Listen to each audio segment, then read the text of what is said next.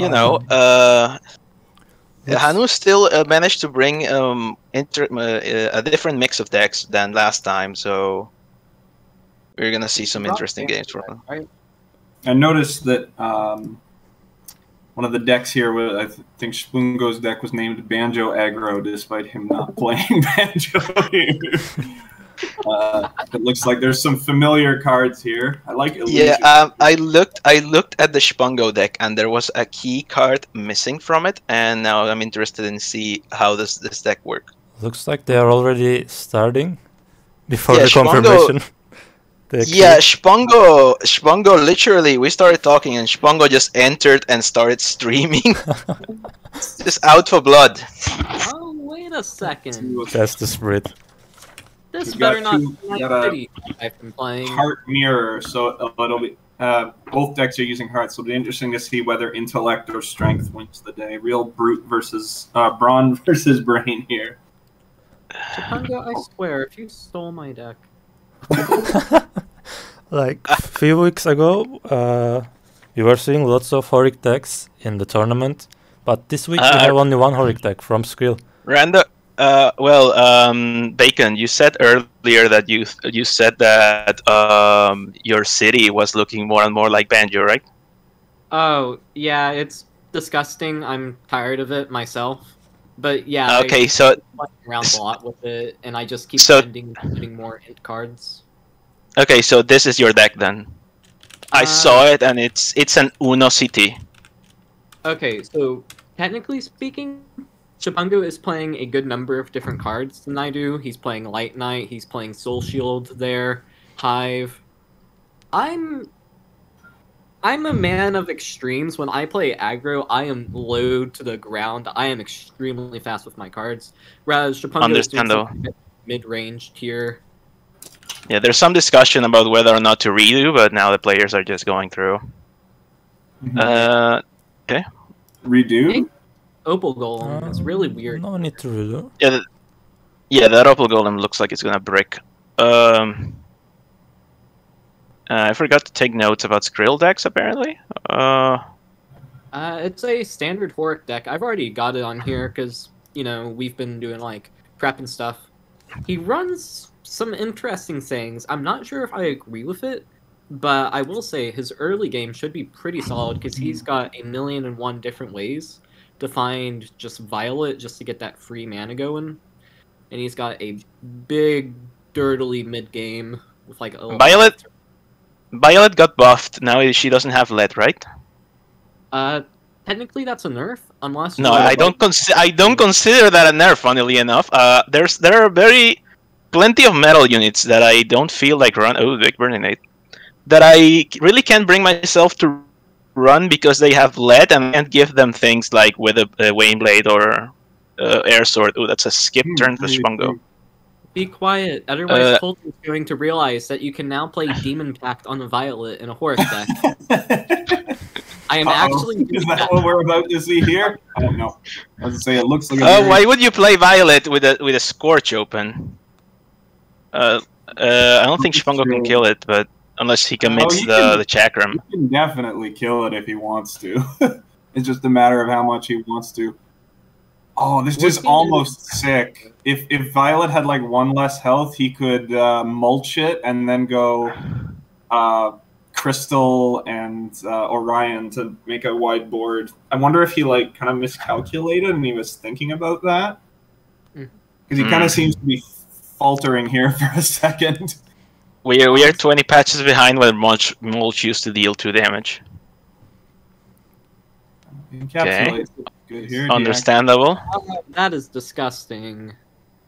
Yeah. Yeah, Anyways, that's I don't think Violet is a misplay here. I think Skrill is calculating that he's not going to need that Scorch as much as will be valuable to be able to ramp something big out next turn. Give me a good strength 7. Yeah, you could be playing like that Death Golem and a Brimstone next turn. Yeah. Skrill doesn't really need all the value since he's the... What is that? He has value. My favorite. What is this? I need to look at this list. I need to look at the list with Horic that runs Homebrew. Oh, I've started making it. It's really just a glorified strike down, buckler up digger. Yeah, basically. Homebrew Well, that's good enough for me. Early game a lot. Also, I've started Look, I play that. like guitar to deal with banjo. It's just good. Yeah, I like homebrew a lot. I got a lot of respect for the weird part of greed. Yeah. I guess it is a pot of greed. Yeah, that's pretty funny. And It does draw you 2 cards from your deck. Very often, actually, not from your deck. Yeah, that was something I actually found. Is it burned me quite often because I didn't have enough 1-drops. Because like you're play. I can use like those with a Undragon to like necrotic pact things. Like, oh, this Ember Wolf just randomly turns into Tiamat. Cool. Yeah, like the thing about homebrew is that it's not that it burns you often. It burns you often because there's a chance you'll play it twice.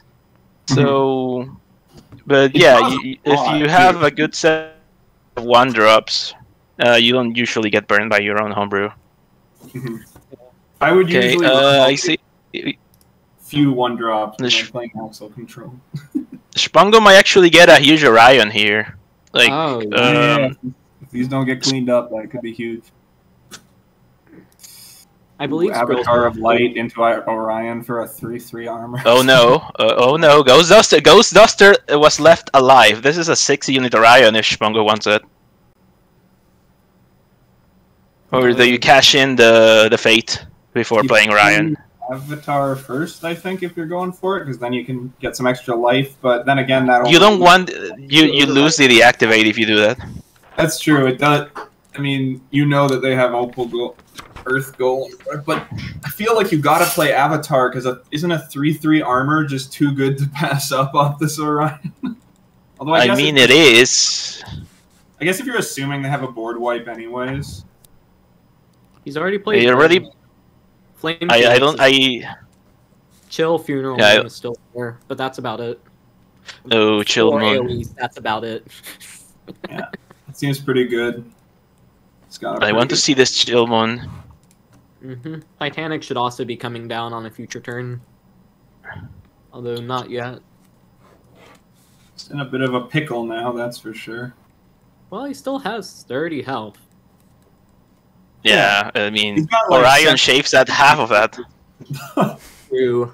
His opponent has 17 represented, so he's got to come up with something to lighten the load here.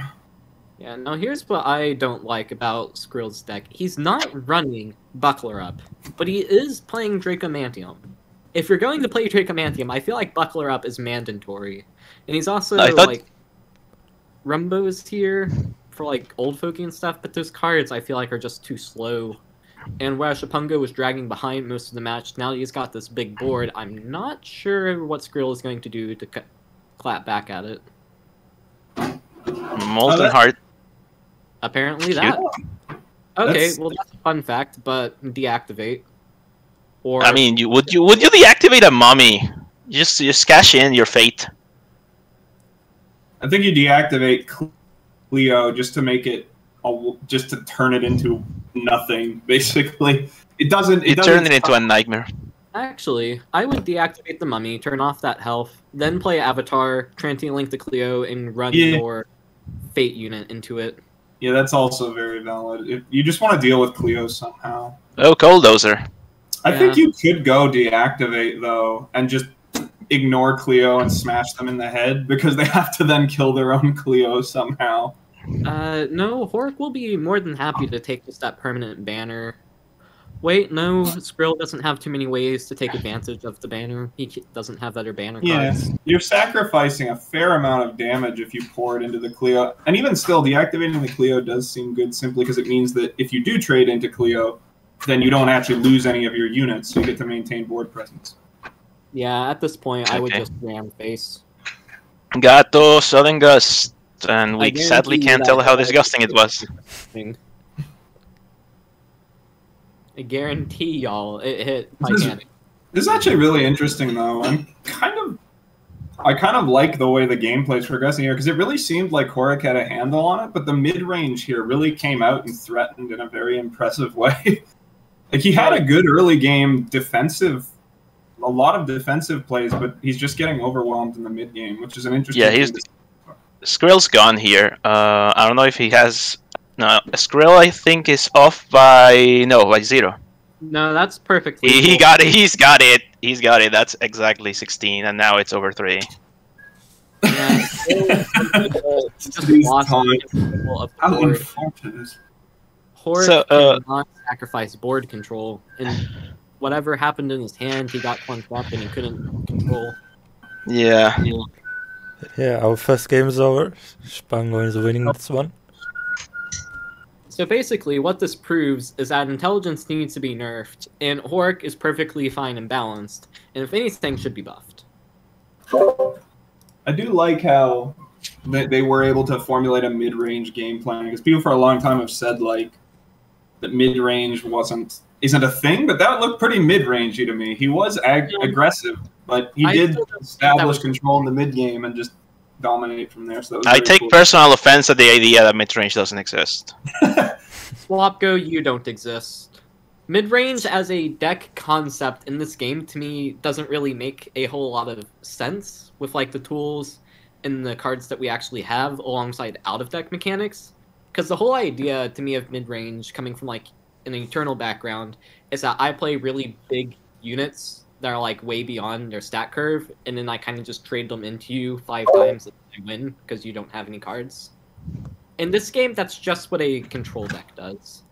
And in that game, Shpungo was playing, like, if you just look at the list, it looks like an aggro list. He just played a really slow game of aggro. Yeah, it's less that the deck is mid-range and more like they actually fumbled the curve. They passed an entire turn and still managed to swing back just off the back of Orion. Yeah. Oh boy, Bobble. Yeah, Orion is one of those very terrifying cards. Just because it mandates you to constantly be keeping your opponent's board under control or you'll just get blown up. Yeah. I mean, the alternative is to just have a Burning 8 or something, and a clean answer to the Orion. Usually, like a Frizzard will do it. Frizzard is actually not a card that we see a lot. Yeah. Which Prism is Frizzard at the moment? Int. It's been Int since inception, I think. No, I'm pretty sure it was Agi at some point. I ran it in Mulligan. Are you talking about Maelstrom? I think Frigid Blizzard, I'm pretty sure is what. I think that since maybe it was Agility at one point, but I'm pretty sure that it was added to Int when Int was added to the game, and I don't ever recall it leaving, but that could just be me remembering wrong. It's been a few patches since Int, you know, so... Yeah, it's been like a year or more. 2 years. So we got the floaters coming down early game in just free draw. Look, it's not free. You're paying in stats. It's free real estate, my man. I wonder what the value of lifesteal is on something like Bauble versus 1 health. Huh. Okay, armored LK. That's a not. Leo is in hand based on him smacking Bauble or on the last turn. That would seem to be the likely thing to me. Well, if Cleo Blitz played here, she... Oh, big Eclipse! I didn't notice it was buffed. The big, thick Eclipse. Yeah, you can't nerf this. It has lead again. That being said, like, Gato just runs him over.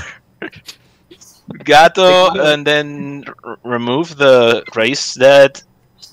Well, at least, like, this prevents him from overdrawing Eclipse. Also, if the Shpungo has to attack Eclipse, that's still 5 health. They're going back to him. Yeah. 4, and he has board. Hero armor. I mean, he has board, doesn't mean much when Burning 8 hasn't shown up, and Orion isn't in Shpungo's hand. From Skrill's point of view, Orion very easily could be in hand, because he doesn't know what that light draw was. He's still a mana off of Orion, though, for the time, at least. Yeah. Burning 8 is still alive, which is the important part here. Again, I forgot to check Skrill's decks. I must have misread who passed the rounds. He's a mana off Burning 8 for the time being, though. Okay, that looks like an encapsulate to me. Yeah, this is why Horik can't play fun cards. Just Look, man, you play enough meaty units, they'll have to encapsulate the wrong one. I'll make you encapsulate a Howlgeist. Sucks. You just get like wool dusted.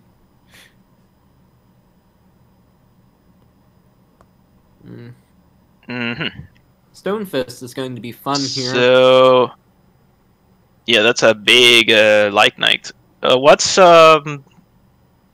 his casket looking like? A Brimstone? Haru, or if it's already in hand, Brimstone, Earwig, Homebrew, Opal Golem.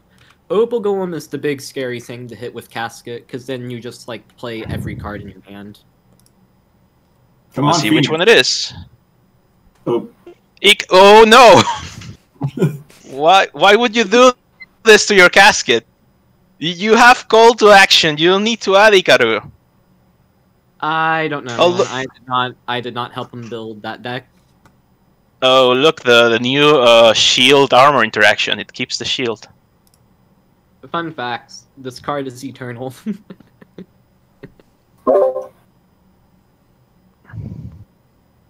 Here's where something like a Chill Moon needs to come out. Phoenix. Molten Heart? Molten Heart. It's not very good, though. It's not bad either. Like, there's no dusting in Shpungo hand. What there is it's a trap. It's a combo that's going to end up dealing like 2 damage. That's 1, 2, 3, 4, 5, 6, 7, 8, 9, 10, 11, 12, 13, 14. I count. He's 1 off. He's 1 damage off. But you know, you put your opponent at 1. I think you win. Yeah, there's no most of the time. Beloved's such a good card. Why wouldn't you? What I'm seeing here is armor back up to its old tricks of just making it impossible to kill things, basically. That's what it does. Yeah, like it makes Tooth Hurry really hard to kill. Yep.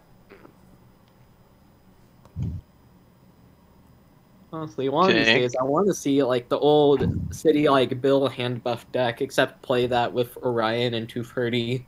And then all of a sudden, you're just playing these monstrous blocks of stats in the... Alright, you mean Gemini, right?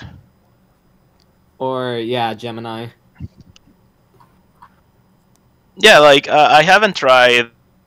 The problem is that, you know, hand buff is almost certainly an Axel deck and not a Banjo deck. Because Heart lets you get more units in your hand cheaply with all their death effects and with Unfollow. And... they have Fortune Teller as well as another mulligan card. And the game is over while we're discussing this. Just check them. Yeah.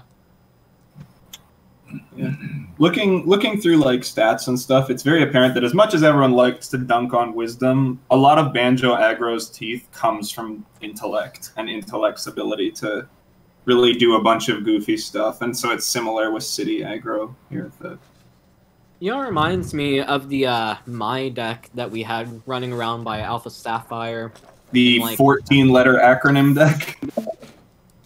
Yes. I tried to tell him a million times. He doesn't understand how an acronym works.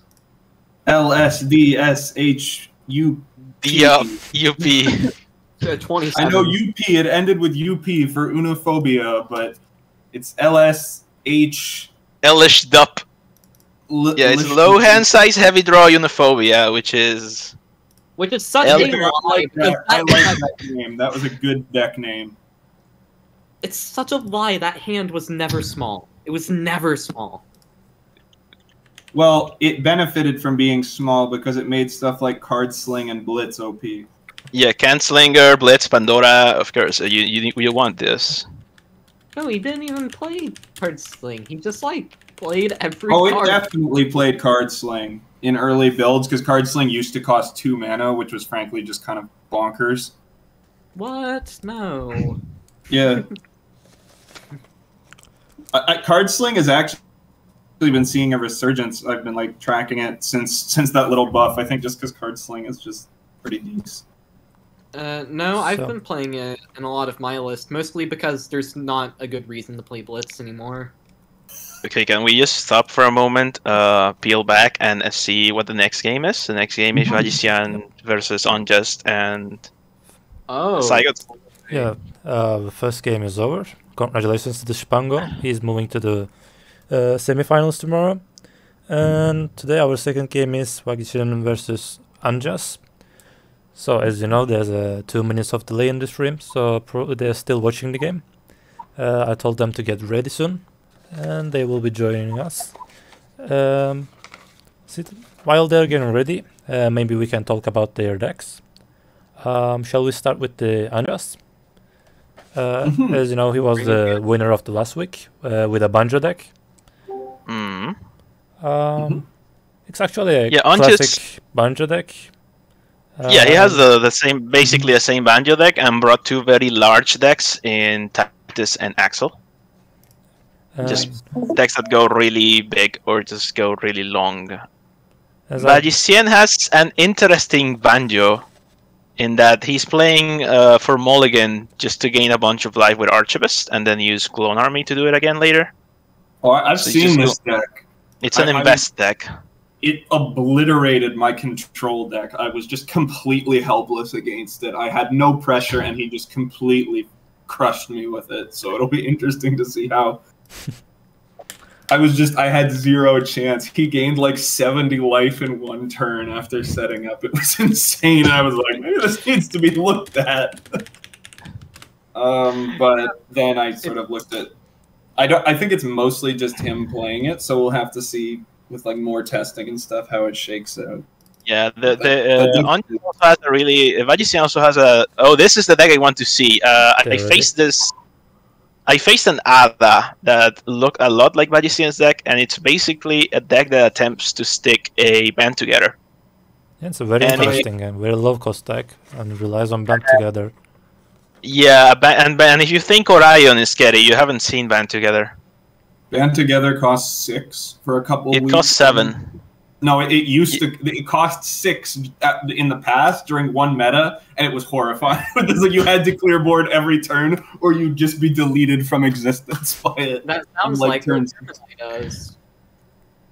Yeah, but imagine instead of the creatures becoming 3/3s, and then you can answer with Burninate, the creatures become like 7/8s, and even if you have removal post-ban together, like if you somehow survive the first hit, it doesn't even matter because you can't clear the board.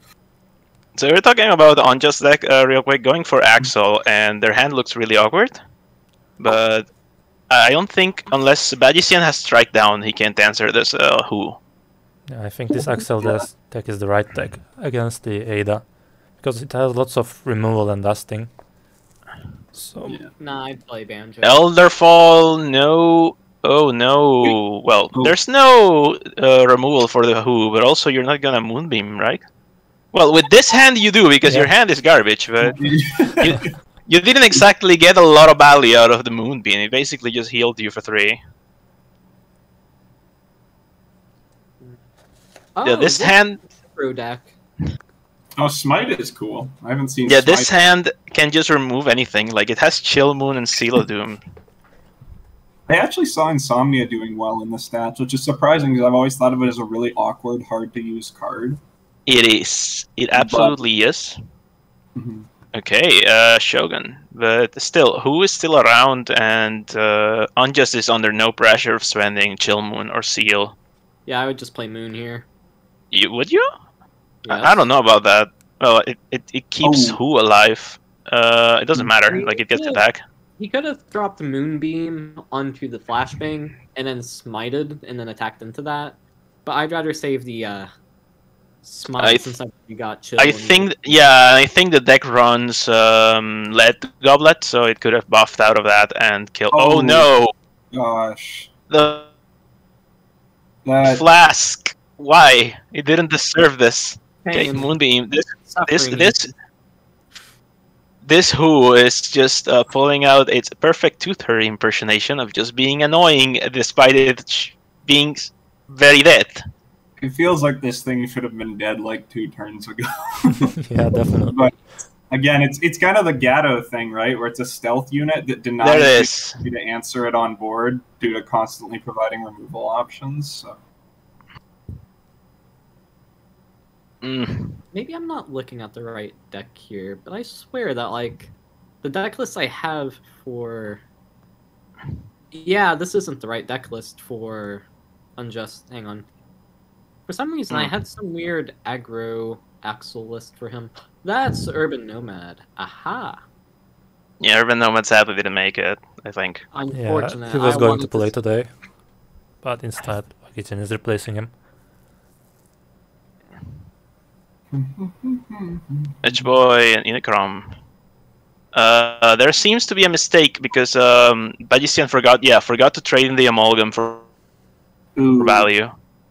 F. Yeah. Oh, Waterline. Oh, no, there's a 0 and a 1 and a 3, but the Waterline just says you're not gonna well of that me. Yeah, I would just seal here. Just because this is like mono strength, you just need to choke them out of resources. Yeah, and you I know. also don't hate the look of like what is it? Yeah, this is fine. Although then they can probably just Wall of Dead you. I was looking at Second Chance and Incinerate the Unicron and just trade over the Zomboid because Grimlord doesn't really present that much of a threat. Well, yeah, but now he just plays Waterline. Yeah, that's true, but he also takes another 6 damage. So. He goes for Allbane. Yeah, but he was Yeah. going to take 6 damage anyways. Now that Allbane is down, he can just use Second Chance on the Allbane, and that's kind of mean. Yeah. I was just thinking you could leave Grimlord alive. Or, yeah, Grimlord. Oh, this is good too, though. Yeah, would you go for the Second His Chance? life is getting kind of low, though. I feel like Unjust's hand can just remove Bajician's entire Yeah, deck should be no at this issue point. removing this. Anyways, I don't think it matters that he's low, but admittedly, Allbane is not a complete solution. It doesn't actually kill anything. It kills the Mushka with his face, but it still presents the danger of band together. That being said, there's a Doomsday in the hand, so I don't think band together will do it anymore. Now that the moment that Phoenix dies, Fireball finishes the game. I would have dropped Waterline there. Just deny him cards every turn, and he'll just choke out. Because like you don't need a double That's Phoenix in this game. Yeah, just Doomsday. Just remove it. You don't. I wouldn't care. well, Doomsday. The thing is, which order does Earwig and Doomsday apply? I think Earwig goes up first, right? Death effects will trigger left, right, and No, I'm talking. So Yeah, Fate. Axolotl would draw a water card, then Earwig would draw a dark card, and then Earwig would apply Fate to everything in hand. So you draw the card before the death effect goes off. Yep, that's what makes it really tricky to use with Undragon. Understandable. And Beetle is a card I hadn't seen in a while. Beetle is a card that we Like- should not see. I don't understand why you would play this card. It got lifelink, right? It got like lifesteal. It used to not have it. It's a card that just got worse the moment the sigils showed up, because before it was actually kind of difficult to override the Fate. Now the sigil cycle came out, and some of them are really, really good and get played in every deck. It's kind of hard to stick it. The Wet Dead was odd. I think... Well, no, it works. It just removes the thing and lets you play Phoenix. It's like, it's what I have. Let's just use it. Next turn, No. When your mono strength deck is at 12 mana, I don't think you're getting anywhere. Titanic, let's go. That was right. Well, that's a Fireball. Floof. Congratulations, guys. We played removal cards for every unit, and we won the game from stall out. I mean, let's be fair. That who was dirty. Yeah, I was gonna say he actually took a massive amount of damage considering how long he had the early game controlled and how many moonbeams he played. Like Yeah, he played like I like how Moonbeams. I like how the deck is called anti-armor, and it makes a lot of sense. There's plenty of meta decks that rely heavily on armor in this tournament. Yeah. I don't remember if Agician has one of them though. Here comes Ada again. Oh yeah, Agician actually has a meta deck. Yeah, I think Agician thought, well, if I had Strike Down, I wouldn't have lost this game. Well, we see the other half of Unjust deck. We saw the Dark Hand, now here's the Light Hand. See, I would be keeping Neferti over Jakinsu here. Yeah, there's a lot of fate. There's a lot of fate on Vagician's deck, so you can remove it for value. Well, or there's not that there's a lot, but there's enough. I also really would have liked to see Vagician like not overwrite their flask and make another zombie that turn. That was just a bit of a sequencing error. So Ooh, there's a CTA Axolotl. By the way, could have been nerfed. I can't reach the Hanu Street. He has the next game, and after that, there's the Geenareeno Yotsuba game. But I can't reach Yotsuba as well, so this can be the final game of the day. That sounds not nice. Yeah, that sounds not nice. So Grandpa and Geenareeno can move directly to the semifinals. Well, we'll see. What was that you were saying about Hanu being the foregone winner, SwapGo? I mean, he's 10 points ahead of Shpungo. I think even if Shpungo wins the tournament... Hanu already guaranteed to be in champion. Huh. Unfortunate. Look, man, if you and I could make it to second and third, well, I think I get knocked out of third by Shpungo. Yeah, that's possible. I don't know if he gets. Oh no, yeah, I get knocked out of third, so you get second place. Gain at once, because I'm sitting like 4. I'm sitting 5 points ahead. Unjust also, I think, has a chance to become third. Oh, that would be surprising. 9 points. I feel sad that we are not commentating on the game for the moment. That seems like a really expensive smite. Yeah, but like usually one smite because of the using it just to trade 3 for 3. Oh, but looks like Vagician has nothing. That is not a good look. Here comes Jackie in Suferic health and light. Oh, but he has the Strike Down. Yeah, not gonna get caught again. Not gonna get fooled again by the old who. That's a bad look for a strength deck. I don't know about using Strike Down. Absolutely, Strike Down is a great card. It's great tempo, but I'm not sure about using Colossal Hype on. Oh, that's unfortunate, or fortunate, depending on who you ask. What? Angry Allbane. Get him. Allbane is such a weird card because it's like 7-cost unit that dies to banner, and also just obliterates most boards. Here's the thing, though: you want your Allbane to die to banner. That's like the optimal scenario. Well, yeah, because then you play. Allbane is more useful in the bin. Allbane is a better card in the bin. Here comes Libra. Oh boy! You see, hitting the face was a misplay. You should have played around Libra. What's the counterplay? Just be better at the game. I guess, I don't know. It's just 7 health. Good card. I think I remember one of the earlier tournaments I played around Libra accidentally. Ooh, and the commentators were like, oh, Anima plays. He's yeah, anyways. This is why like stuff like Blitz that actually isn't terrible. Be lower than your opponent, and then lower your health so your opponent can't leave. Yes. I've run into that a few times where the agility deck were both low, but it's lower than me, and so it really does cause problems occasionally. Why don't you give agility some cards then that like activate effects while you have less health?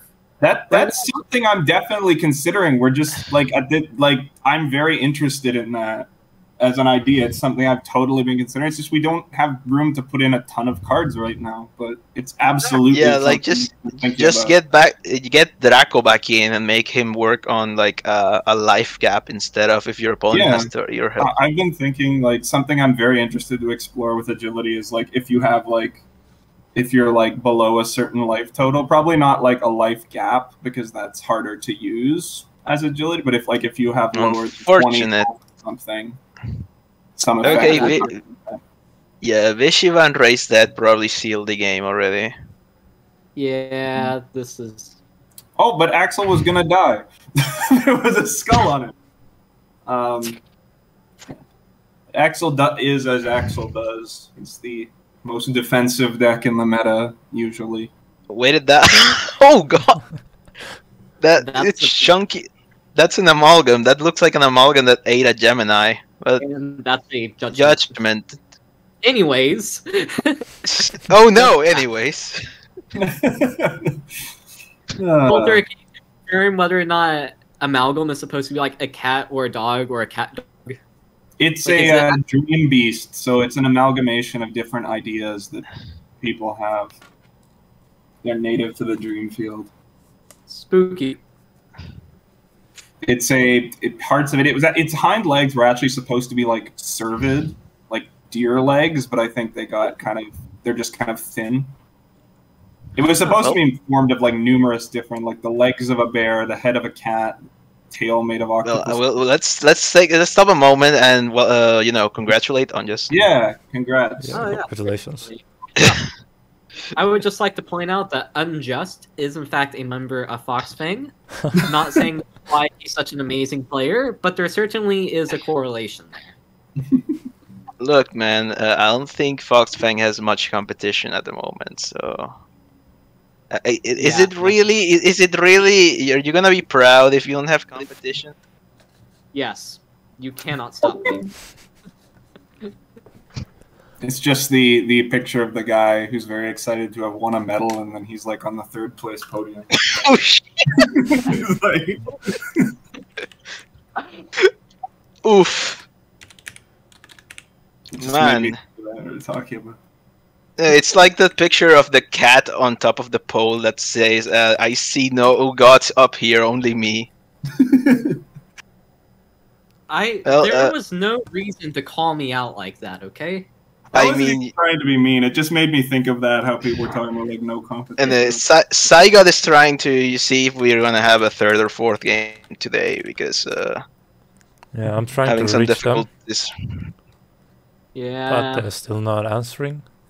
I'll be giving a few more minutes to them.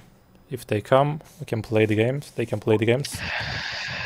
If they won't come, Grandpa and Geenareeno will move to the semis tomorrow. we could do an exhibition match between Zygote and Coulter. Oh no! I volunteer for the exhibition map because I am unbound by geo restrictions so far. I mean, I don't mind playing a match if people want, although my deck is like Axel and it'll probably take 30 minutes or something. Yeah, are we gonna have a deck right now? It's just are we gonna decks. Let's just see if there's... So have we heard back from... Unfortunately, we heard from none of them.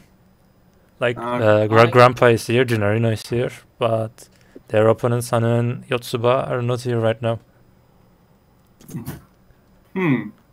I heard Yotsuba talking like yesterday, so I wonder where they are. He texted me today asking the time. Hanu knows the time. So probably something came up. And they are not here. We can talk about the games of the tomorrow shortly while waiting them. Tomorrow we will have Shpungo versus Unjust. What do you think about that game? Banjo better come out. I was gonna say, I was promised 8 out of 12 decks were Banjo decks, and I saw no Banjo decks. I think Unjust just like didn't want to be lame or he wanted to play something else. He's been messaging in the Foxfang chats about just how tired he is of playing Banjo, and I really don't blame him. Okay, yeah, but Shpungo's deck was Banjo in spirit. Yeah, the city deck is really like just Banjo light. It's like Banjo, but you can also be like morally superior while you're playing it. Like, I may be playing this garbage, but at least I'm not playing Banjo. Oh, Well, yeah. Do we have a game yet? Or Looks like not yet.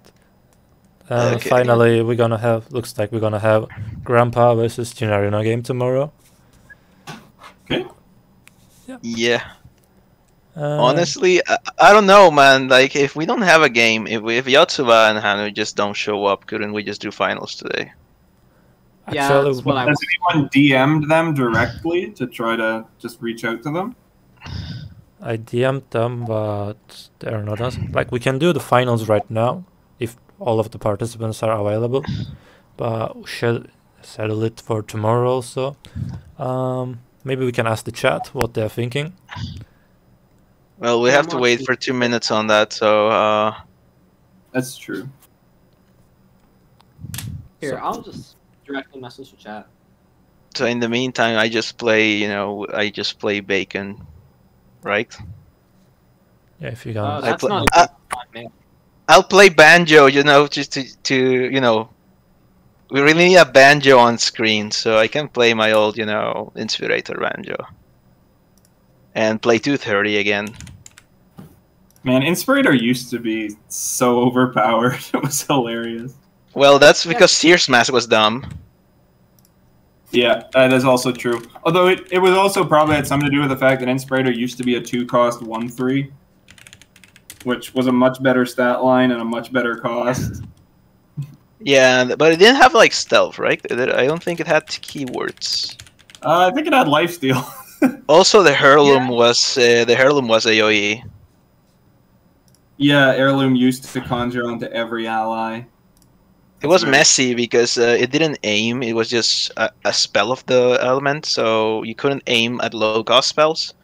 Yeah. I think Inspirator is just a really clean card. It looks weak as a 3-cost 2/2, but most of the time you use the heirloom on a creature, get Sears Mask or Eldritch Lore, and you just pop off. Mm-hmm. Maybe it could be like a 3-cost 1/3 to give it a little more of a chance to survive. Honestly, Eldritch Lore was the biggest nerf to Inspirator. It used to be that you could just owe the Sears Mask every time. Mm-hmm. Now you need to actually run Eldritch Lore if you want to get the Sears Mask. Mm-hmm. So, Geenareeno answered he can play today the finals. Unjust said he can. Grandpa is okay with it. I'm just waiting for the Shpungo's confirmation if he can play right now. And if they're all fine, we can start the finals today. That's pretty dope. It's better like that, right? We had a very rough finals week last week, where it was just really short. So at least we get to have one really good stream rather than just 2 half-baked ones.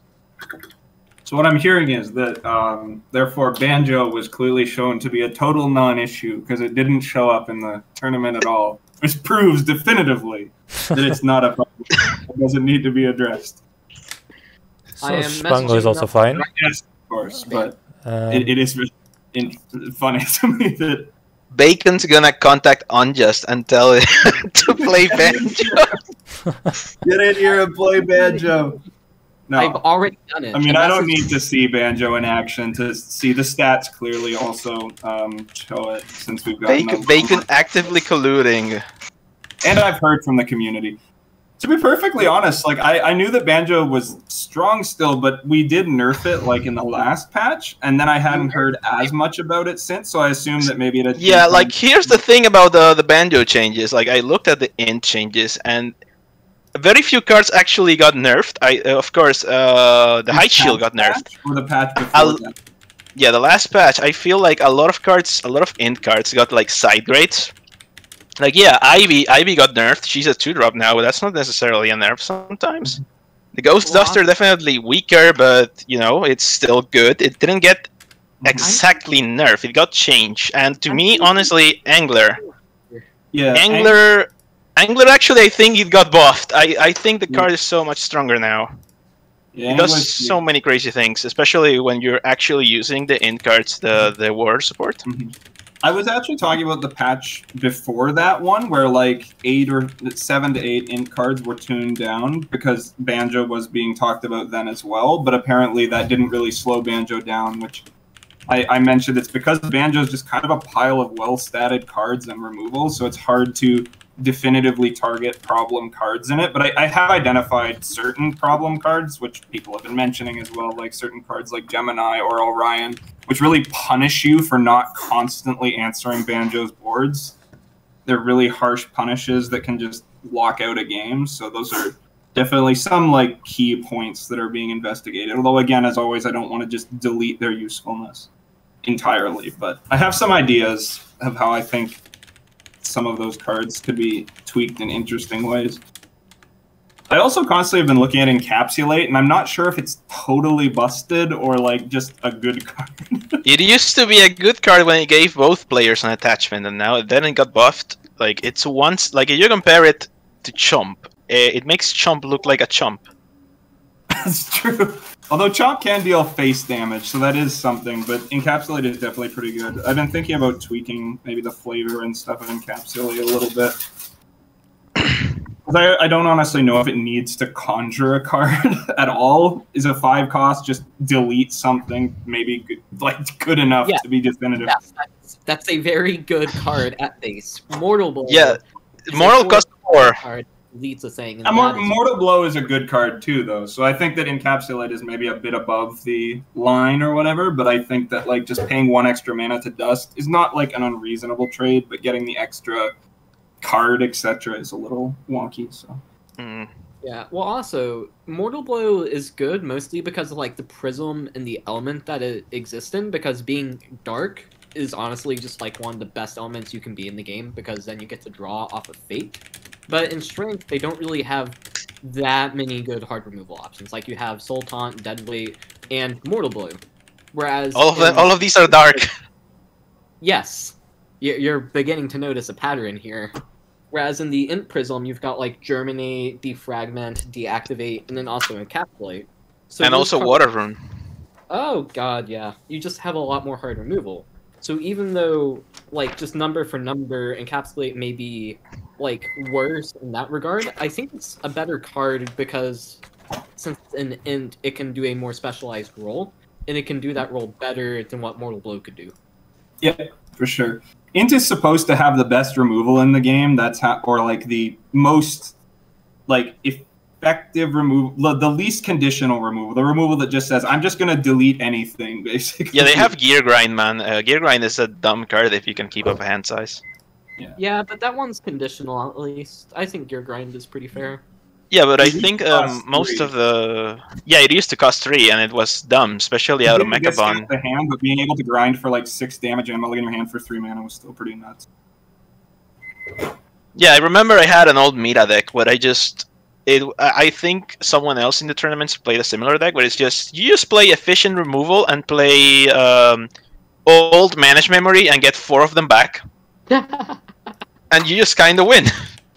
Because, you know, you get back Seek, you get back Gear Grind, you get back Anchor Drop and Mortal Blow, and you just kind of win from there. Anchor Drop is like one of the least played, lowest win rate cards in the whole game. I'm surprised. It's one of my favorite cards. It used to be in Strength.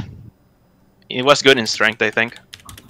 I don't remember it being in Strength, but it may have been. I used it in Strength, yeah. I know it was in the meta deck, but I'm pretty sure it was in Strength rather than Int. I use it a lot in my Banjo deck, because not only do I have 2 of them thanks to Deepest, I also have Enfuego. And when you have Enfuego, Enko Drop is really good. Yeah.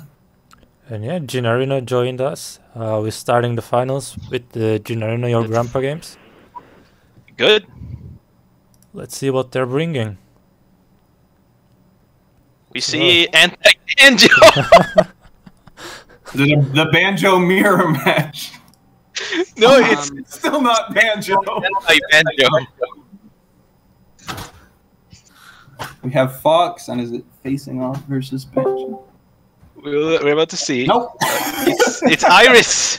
I guarantee you guys, they both brought anti-banjo lists because I'm pretty sure both of these people brought a banjo deck. This is the thing. Everyone built the Zygote, you might and want there to. was no actual banjo. What were We're you all saying? just too Swap? scared. Scared of the power. No, nothing. I just had to mute the stream myself. We see a very, very aggressive hand here. Yeah, so not gonna lie, This I is really a really don't anti-banjo like deck. Fox right now. He's got like air strategies I've been doing, which it's basically just like mono air glorious main, which is pretty good. But other than that, I don't like Fox's tools. They feel suboptimal. Now compared to Iris, this will be really interesting because I'm not sure yet what type of Iris deck this is. Iris used to be really good with the fire kit, then the fire kit got adjusted. We still see it here mostly, I think. The fire kit got obliterated. Yeah, I want to say it got adjusted because it's like it does the same damage, but the fact that the damage is not on your hero anymore is just a huge problem. Yeah. The whole I was gonna point. say, when I was adjusting it, I really didn't think, and everyone's like, it got murdered, and I was trying to be judicious here because I figured, well, this is an interesting tweak to make it a little less powerful. Look, man. The fact that when you do that's not great. When you do hot dodge and fire rune, the fact that it used to have 3 attack on your hero was enormous. It was huge. He just obliterated any stealth unit.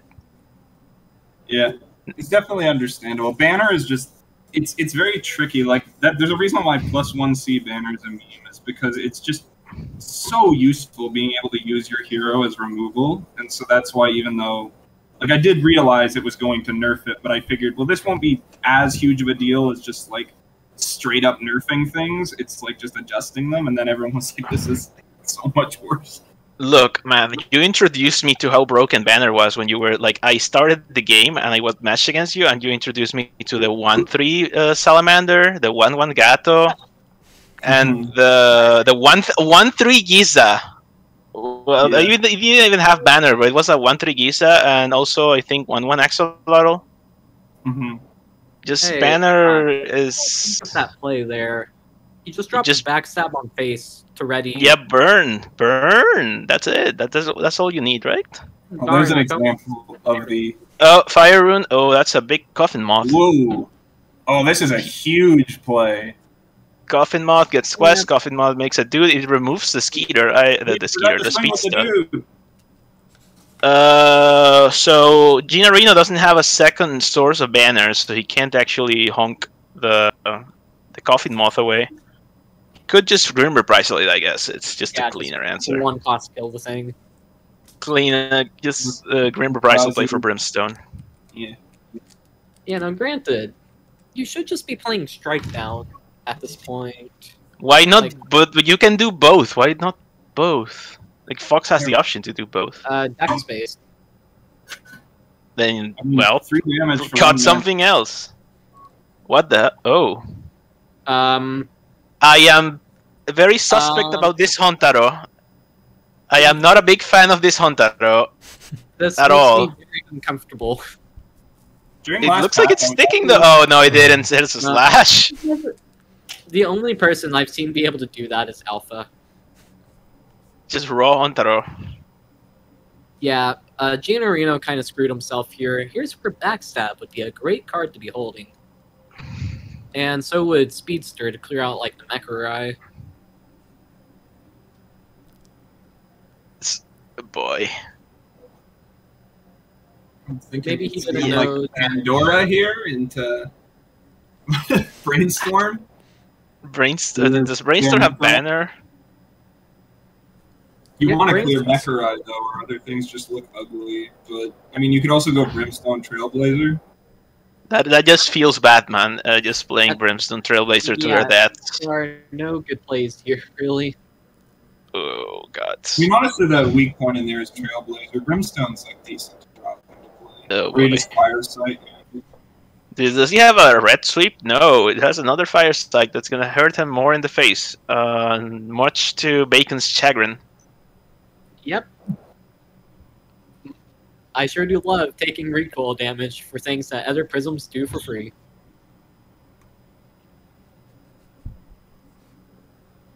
Menglong. Oh, Fair and balanced. I mean, Menglong is an odd choice in that deck because I see the list and it's very fire focused. You only Like need like 4 elements to make it a 5-cost 6/6 card banner, though. It doesn't have. Wait, it has banner. Yes. When did this happen? It Well, got there's the +1 cost banner treatment because turn 2 Menglong was too insane. So we decided to make it then. Rise and E for Will. Okay, Oh, this is a they big did top deck Sunder. Yeah, they top deck Sunder to deal with it. Yeah, that Hannah. Dang, if only he had banner to clear something here. Oh well. probably he's wishing that Trailblazer had lifesteal right now. Yeah, for that extra 2 points of health. So this is once again we go. This is credible proof that Trailblazer needs lifesteal. Going for face is bold here. Yeah, I would have traded that No, into... I looked. Yeah. I took a glimpse. Zygote showed up the deck, and I looked at it, and there's a lot of burn. So I'm assuming that Geenareeno is counting on just reaching out with burn while Grandpa is trading his things. But he does have a slash with lifesteal. Yeah. Like he has catch in hand, and there's a Sumi in the deck with a fireside to find it. So and a burn to aggress from the Brimstone. Yeah. So Geenareeno's but- just committed to the burn plan. Yeah, I mean, I feel like your grandpa's sort of like he can't go all face here unless he has lethal or some way to clear the board. So he probably has to trade some stuff down. Hail of Arrows and Vlad could be here. Hontaro comes down with a dive bomb, gets rid of the Junior. stealth. Oh, Lifesteal! Wait, no, wait. Oh, yeah. That's just going in. I mean, to be fair, although these decks, one is wisdom and one is strength, it kind of feels like they're just throwing agility cards at each other. If you look at the board in hands right now, there's like Brimstone and like whatever. There's like 2 visible or 3 visible non-agility cards. Do you just clear the wordplay for Garuda? This game is over. Yeah, it looks over. I hate to say it, but I just don't think Geenareeno brought a very good deck, and I don't think he really even played what he had that well. Overextending with that backstab into face, and then just playing the Speedster into face was really not effective. Well, let's see if this Garuda holds. Maybe Grandpa has a bricked hand. He's not dead on board yet, but he's... Flame Blade, Cat, Vlad, turn the tide to find things. Hold the door, Garuda. Just Vlad into Enrage. Hit the 25% into face. Got him. Now you could turn that 25 into a There's- 55 or 50% chance. That's Because he true, can clear yeah. the other things. I want to see this Enrage. I want to see this raw Enrage. So what's the money? Just trade in the 2-1 and the 3-1. Here's the funny thing, though, right? If he misses the Enrage, then... That's still not bad. yeah, he hits Garuda. He face plants into Garuda. Nope, goes in. Well, that's game 1. Well, If only he had like 2 more points of health.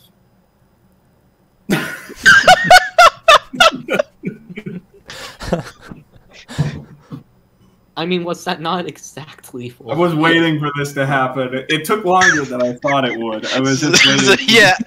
Here's the thing, though. Bacon is taking the chance that he can grill you personally.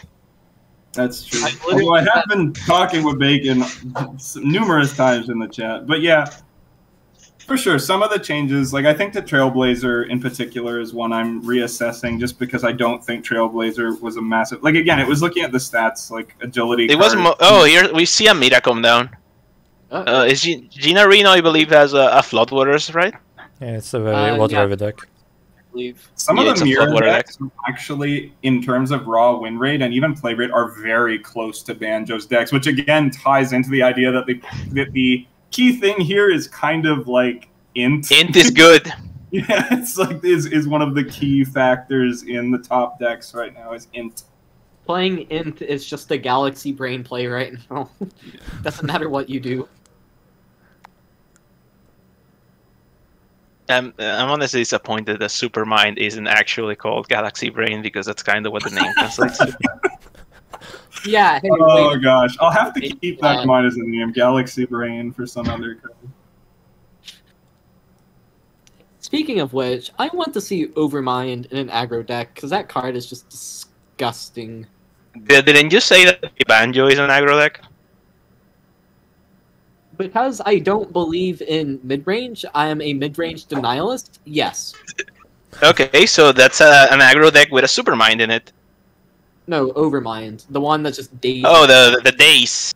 Yeah, the very fun and interactive card that just turns off your board.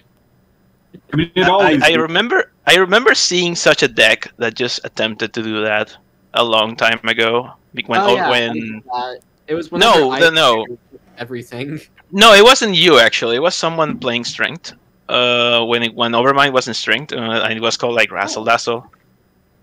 Oh no, it used to be an art. Hork used to have it. Yeah. During the Control Summer, there was a brutal deck because Desire used to have Razzle Dazzle on it, so you could run Desire for its Razzle Dazzle, and then the main deck Razzle Dazzle, and Spirit of Sleep in like an Axle deck, and you just had like 3 free turns that couldn't be interrupted that you could use to stall. Just play Let Goblet. That's fine.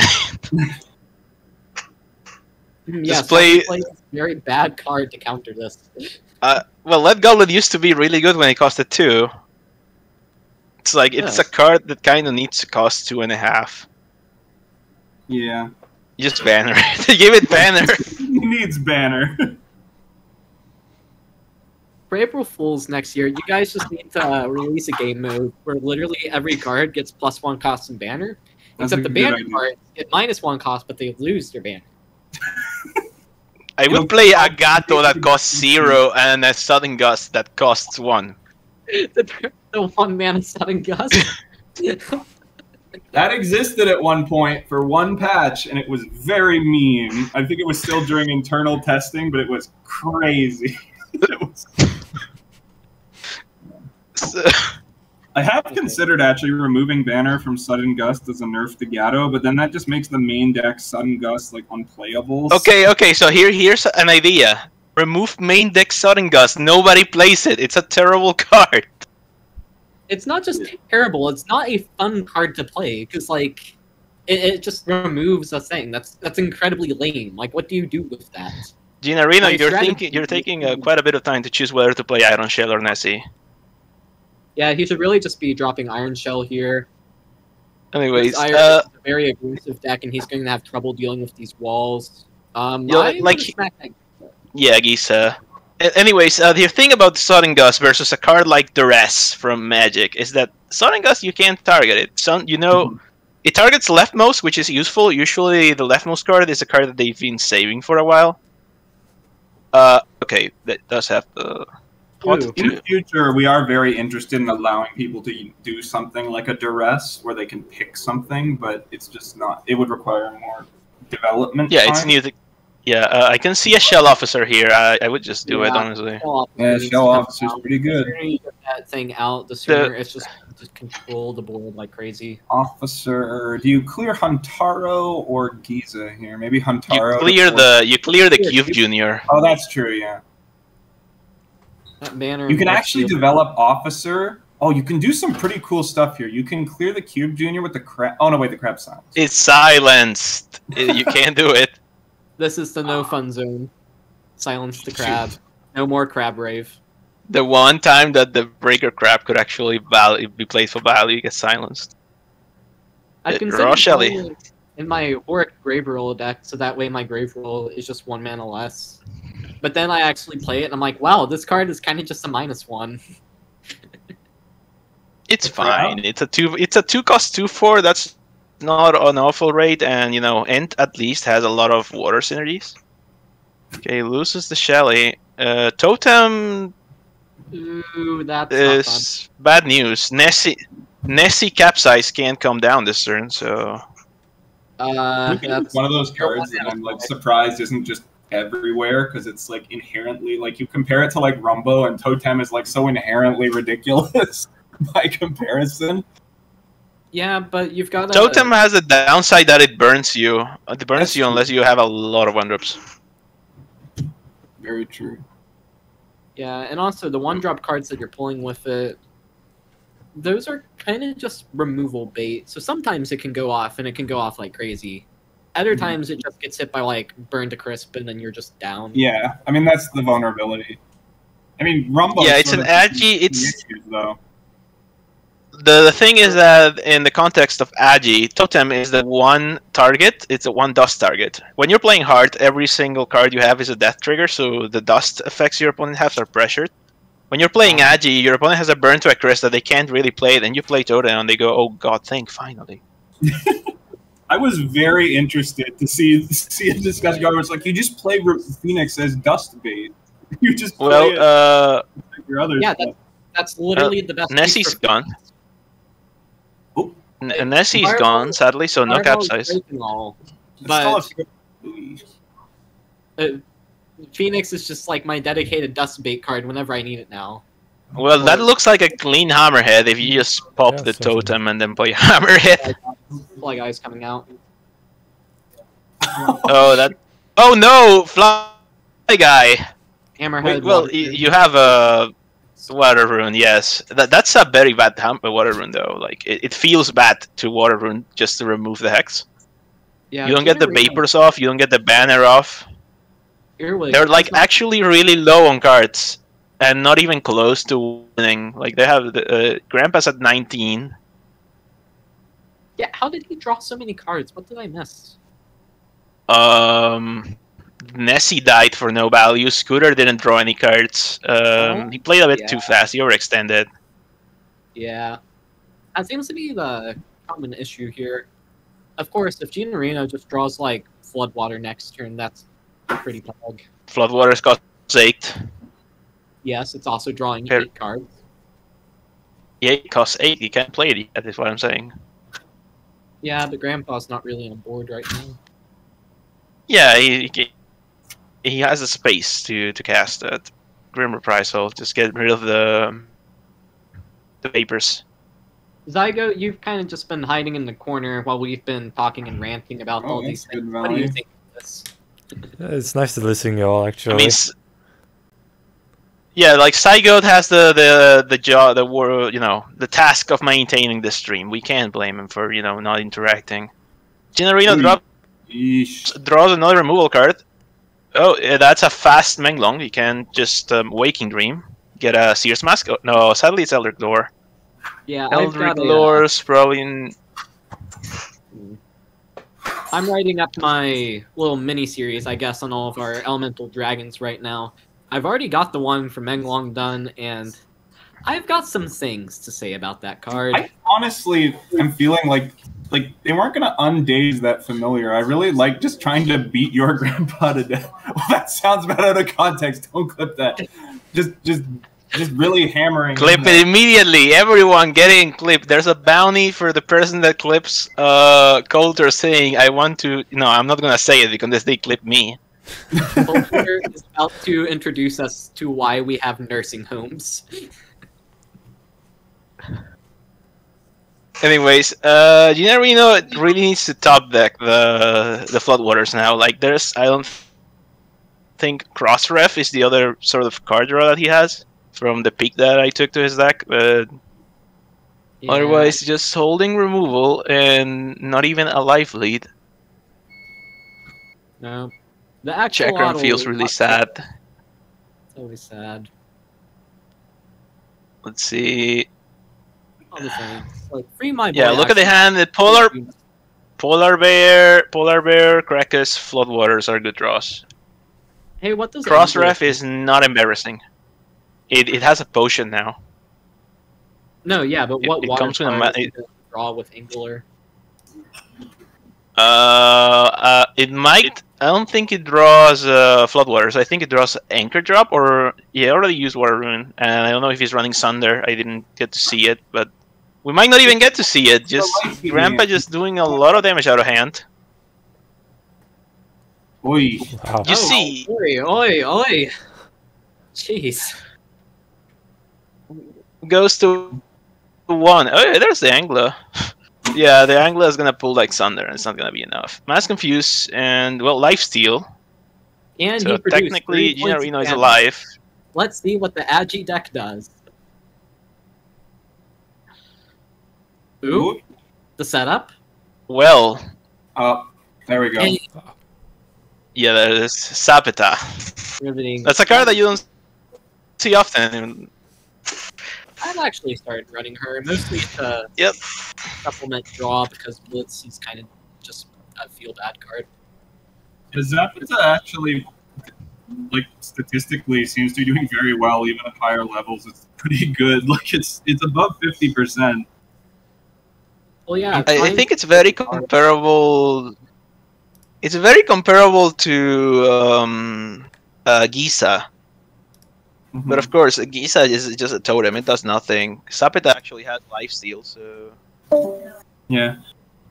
To be honest, I think Giza is probably one of the best. We kind of again. This is like the third or fourth time we kind of went over how the match ended, and we haven't congratulated the winner. Yeah, sorry. I think that's on me. Sorry about that.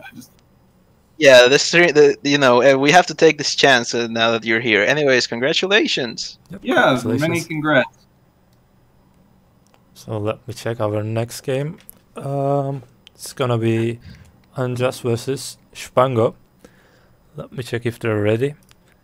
We can start the next game. I'm really hoping Unjust brings out his Banjo deck, because like I want to revel in the suffering. Nobody bring Banjo. Nobody bring Banjo. Make it Shame Bacon. Nobody bring Banjo, please. I do not need any help being shamed. Okay, I can handle that myself. Thank you. The thing is, when Aiken told me that there were 8 Banjo decks, I secretly went behind everyone and then bribed everyone to not bring Banjo decks. So I'm not surprised. I stacked the deck before the tournament started. I'm not in the least bit surprised at that. Coulter, you sniveling coward, face your creation. What did Shpungo said something that? What did Shpungo said that it got deleted? That was him admitting clip. How much that Shpungo did his all caps saying we're like he just No, he posted the clip of Coulter saying that he wants to beat I really want to see so and so to start beating your grandpa to death or whatever. You didn't have to say it again then. You just played yourself. You said it again. It's already out there, but for clarification, I greatly appreciate everyone's grandpas. This was taken in the context of specifically a player named YourGrampa, who I wanted to see someone be more aggressive towards in our game of Skyweaver. Okay, I see that. 2021, there is no context. You want to watch people's grandparents get beaten up. I want to say something funny that Shpungo's deck is called Banjo City.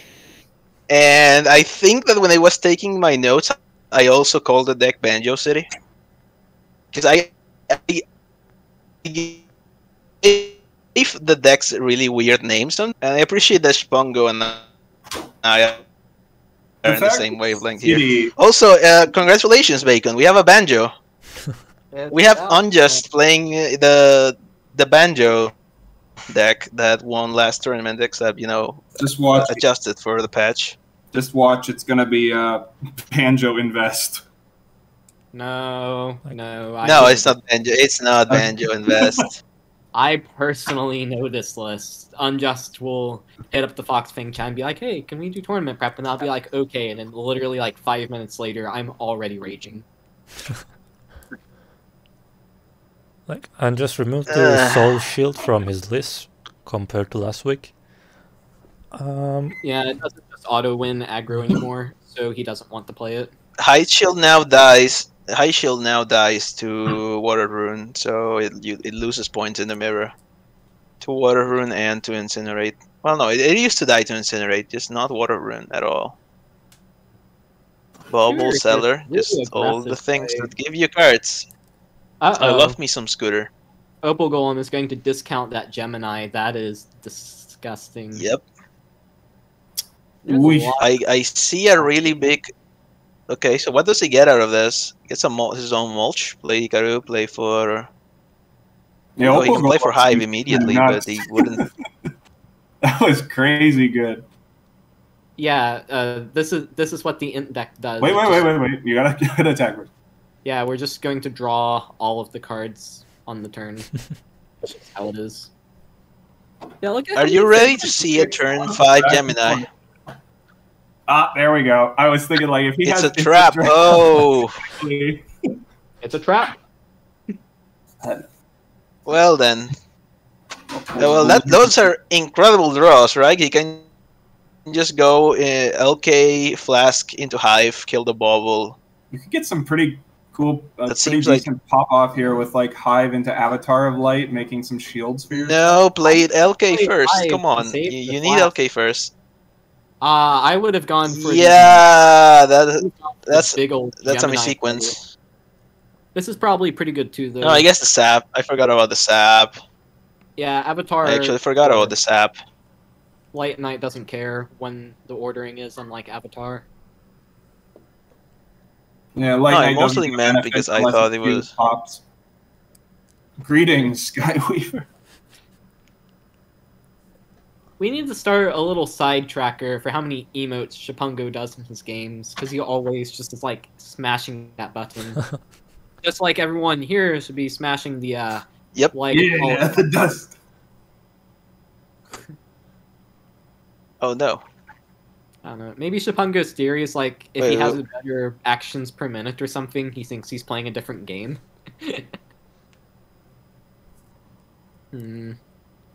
So Lot of I would- options. Well, Shpungo's hand's kind of awkward. Do you want to? It's a trap. And just keep smacking face. Actually, I do don't- damage. I don't think you need to play It's a Trap here. I think you can save that for something better. Well, Avatar it wasn't happened.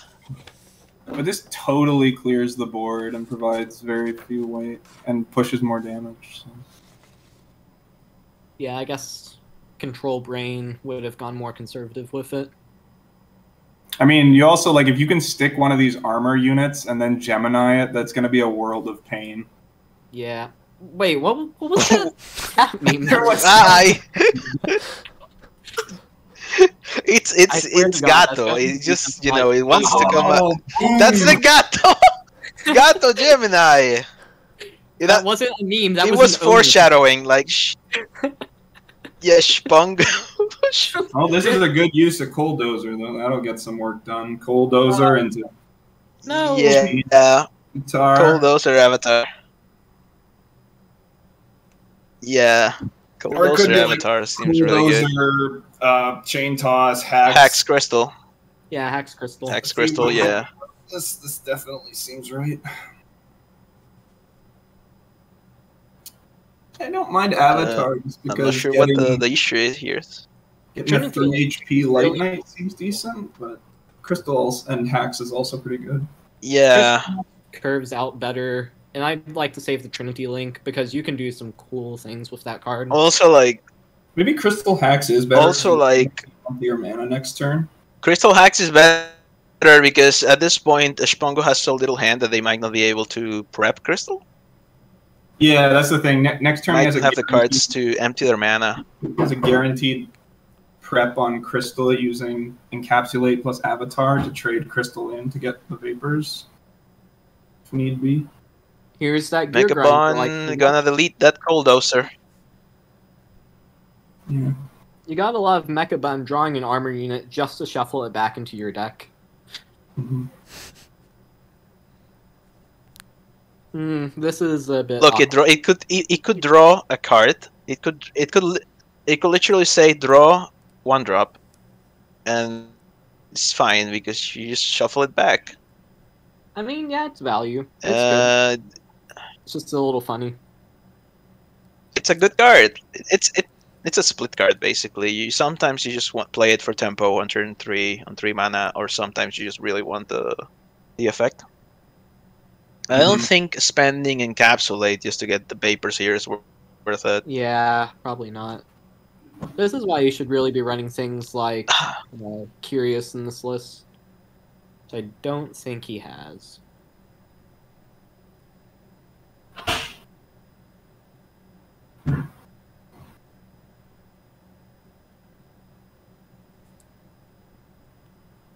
Man, Hive is just like sometimes Hive just dies and achieves nothing with certain things, but sometimes it's just like it stays on board Like for that? a million turns. Well, it was in play for like forever. I mean, yeah, it generated the value that it needed to. Neferti steals the shield or the barrier. He could have hit the barrier to get the... Steals the barrier. And OD is a card. Well, yeah, that would have found Tempest Brew. Unless... He must already be holding it. Or that was just a misplay. Yeah, Tempest Brew. Tempest Brew is a good card. Yeah, And, like, what are your thoughts on Tempest I'm Brew? always mad when I have a deck and I can't run like an end deck. I think you know that it's a coulter. Were you stunned by the question, or did you? No, I wasn't saying it. Sorry, was someone talking to me? I was just watching. Bacon's yeah, asking you're what your talking brew. about Tempest Brew. About Tempest Brew, yeah. I Tempest Brew again is one of those cards that flew under the radar for a little while, and I was just sort of looking at it. And I'm like, yeah, this is probably a little unfair. It has banner on a 4-cost draw 3, and I was like, I'm not sure why it ever got banner. Perfectly honest, but again, I think it's just one of those Like cards. Maybe it's. Sorry. Maybe it's just a matter that it's a card on restrictions, so eventually it became good, and it no longer. Yeah, Really I think it's a banned similar or thing already to had it. Unfallow, where sometimes if a card just isn't being played, or not Unfallow, Evermore, where if a card just isn't being played, we gradually will buff it a little more to try to gather data on it and see how it performs in the Arcadium meta. Mask. Like with Arcadium Mask, Arcadium Mask still isn't played So that like much. Mutichi and Arcadium Mask. Don't bring it back, please. Yeah, like Sorry, I didn't hear the first it's statement. funny because I What think regarding Arcadium? Mutichi. Oh, Mutichi. Oh, Looks like the game. Oh, Yeah, no Mutichi way. and Arcadium cards that. hey, hang Yeah, on, there's hang lethal. on. It's I'm just that it. ripping You just lethal play here. for the. Yeah, just Jeez. way over lethal. And there's not enough emotes here for this to be a show play, but yeah, Shpungo takes game 1 very convincingly. Even though they struggle in the mid game with cards, they were getting carried by the Hive. Really pushed them through the mid game where they were just I struggling think the for thing that card flow. actually propelled them forward in that game and like defined it was actually the Opal Golem. Really early on, it allowed them to pick up so much tempo in the early game by playing 1-drops for 0 and have a huge pop-off turn that put them in the driver's seat for basically the rest of the game. Yeah, that was insane. I think that's. I was thinking like, what does City grant over Banjo? Because it seems like it's running a lot of like int cards still, but I think that certain tools like Opal Golem and Ikaru just represent like more bodies early on or a huge burst in tempo. Yeah. So Can I also thank you for removing the blind on Call to Action?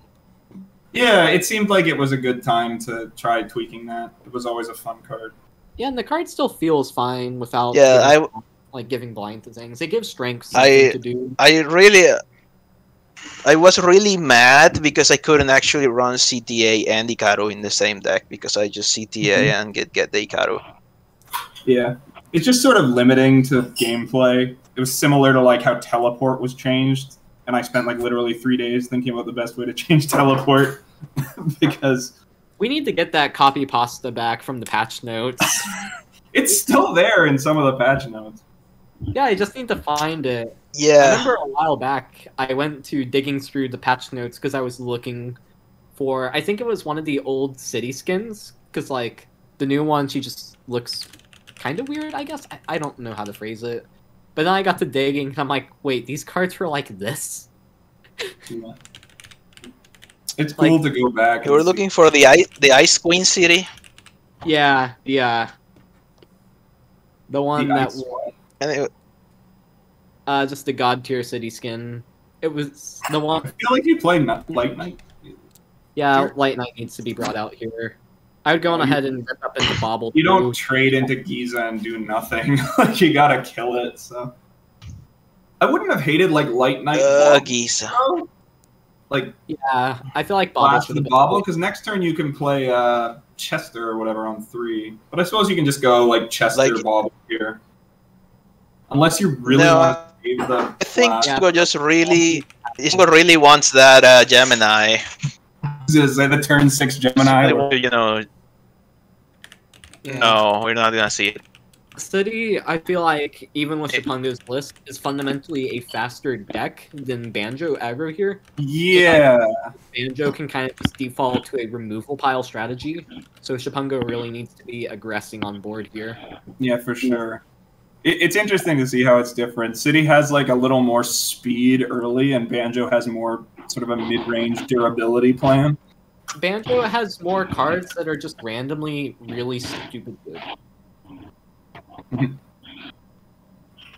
Are you illusion for a second, Chester? Possibly. You do, right? Yeah, you do. I'm actually not super. I don't know.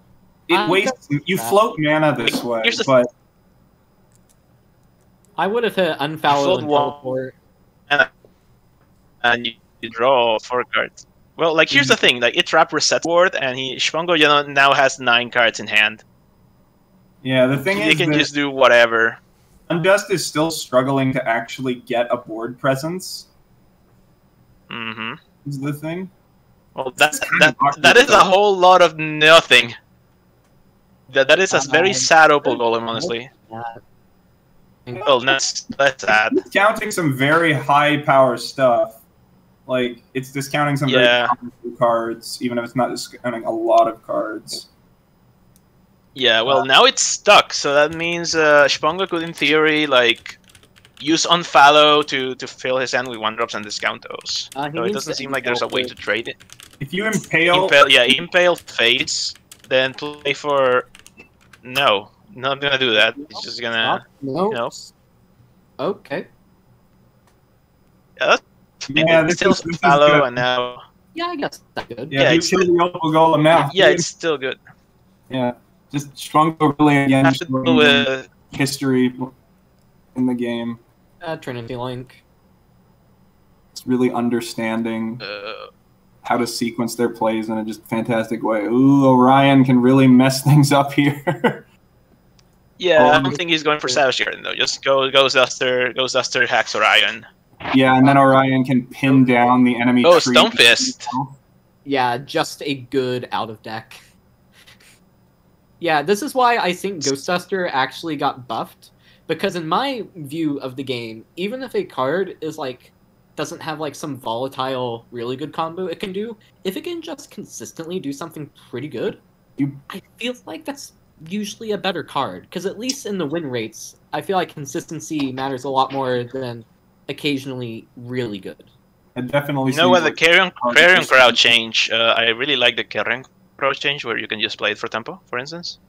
Which card? That's a card that I think Carrion Crow. Oh, Carrion Crow, yeah. Oh yeah, that's a great change. Yeah, it's funny because very often I play Carrion Crow and I can count on I can count on OODing specific cards. Well, you just challenge the Gemini with your own, right? Just play it on Orion. Do you do something? Or it's a trap. I would Tempest Brew probably. Shpungo has options. If you Tempest Brew in the Avatar of Light, you can clear the Dr. Vile very You know that you do override the thingy, the Trinity. Yeah, I know. Yeah, I think that Shpungo, if he's doing this play, he's fishing specifically for Avatar here. You should check. Also, the problem is that if you play Tempest Brew, then Dr. Vile just overdraws you. Yeah, you don't really care though, because you're still going to draw a lot of cards. Yeah, but you lose Gemini. Yes. And I just played Tempest Brew, I'm fine. It seems like a decent option. I guess. Still, yeah. I wonder if they had more than one drop, because it seems like if you traded first to get Avatar, you could more effectively counter. That's honestly a pretty sad actually. Yeah, he's gonna overdraw the Gemini, but it's fine. Yeah. He still has a 10 life lead, has Tempest Brew in hand. We don't know if Unjust has something like that. This is going to be really annoying if Banjo gets like wrecked on by City whenever I've been playing City and losing to Banjo constantly. Although Shpungo is not going for like the full bloom combos that I've been doing, so maybe that's it. Let me read some comments from the chat. Like Freud is saying, this list is a way worse than standard Banjo. It's just that Unjust is running a weird version of the deck. Wisdom gives you the tools for the mirror, blow away, bogey, and etc., which is the highest tempo place. That's true. I haven't seen any of those yet. So. Yeah, I know Bogey is in here. There's actually something I really like about Iris right now is that she can play Fly Guy and find like Bogey or Eradicate really fast. Mm-hmm. Yeah, Bogey was another card that seems like completely insane on paper, but needs like the right it's a meta call kind of. I would say it's a meta call, but I think we've just been sleeping on it because the more I think about it, pretty much every deck plays 1-cost units. Mm-hmm. And yeah, but not every deck wants to put a 1-cost unit back under their deck. What like, isn't? Not every deck wants to put a random 1-cost unit into their deck. Well, I mean, like, pretty much every relevant deck. Unless you're talking about, like, Ether Whale or Zam combo, pretty much every deck is running 1-cost things. It's a cool use of the Reveals vials barriers here. Yep, reveals the Savage Garden. So Savage Garden Chainstorm works, right? It's probably not optimal, but it works. Yeah, that's not I could optimal. He could get in for 6, I think. Yeah, he can get in for 6 with Gemini. Here. Force Field should be in the deck. I think it is. I'm not sure why he just zapped that unit. Yeah, Force Field is a... Yeah, he has to, because he needs to play for like Banner to get rid of that, and then use Gemini. That's why he gets zapped. Massive. The fair and balanced. Just remove a card. Well, good lord, we commentated all through it, but the Banjo list appears to have been defeated by the City deck that's playing all of the same Banjo cards, but Opal Golem. Yeah. Opal Golem just seems like a house. Opal Golem is where you draw the line at. It's not AOL, it's not... The Avatar of Light package, which is honestly pretty good for just saving a ton of health. And Avatar just can snipe down opposing Gemini and stuff like that, which is pretty darn useful. Like it helps break through Gemini turns and like big world trees. I've started running Avatar in my Hork deck because since the Brimstone change, like Burn to Crisp is a really common card to be holding. So now like I can just empty link anything into Burn to Crisp range. Yeah. Avatar has honestly always been one of my favorite 1-drops. It's so flexible. It plays cool. Like it's a removal tool for like a giant unit, and it also like heals you, and it can also just be a good 2-drop. We see the Subjugate come down, and it also actually gave the Hive attack. Yep. Your resistance only, yeah. Well, does Chainstorm? I feel like Orion probably comes out. I think Chainstorm does get lethal here. Chainstorm? I don't think so. No, actually, it removes all the banner. Now he drew like 3 saps, so yeah, this should be it. Just point all the saps. First, I'm pretty sure you get lethal with Chainstorm here. Now, well, he has 3 saps in his hand. Yeah, I think even without those, it comes out to like lethal. Yeah, exact lethal without the zaps. Well, good. Yeah, you gotta play the saps. Congratulations to Shpungo. I'm sorry. He's moving to the finals. Awesome.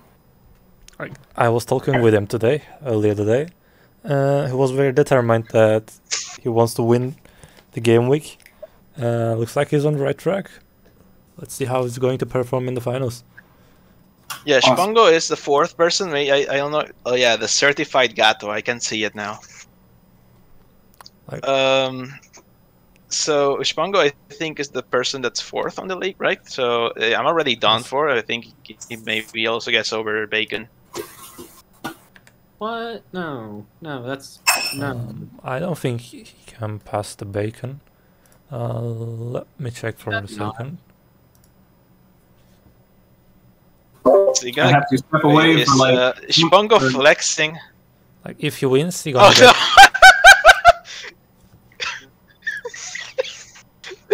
Oh, he played the clip. No!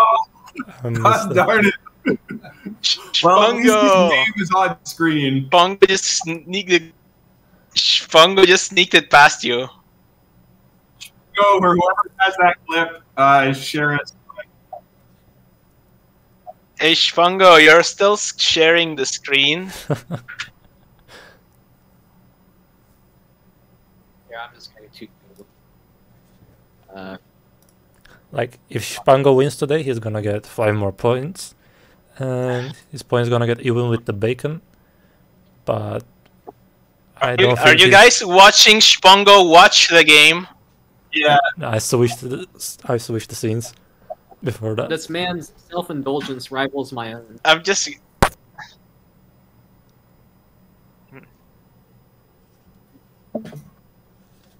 Yeah, sorry, I was watching Very game. confusing. I just point that. So before the final games, we're gonna have a third place game between the Unjust and Geenareeno. But before that, I think we can give like 5 minutes of a break, and then we can come back. If that's okay for you I guys. go mute. Sure. Yep. Or just remove him from the thing. All right Should then. be able to, like you're at.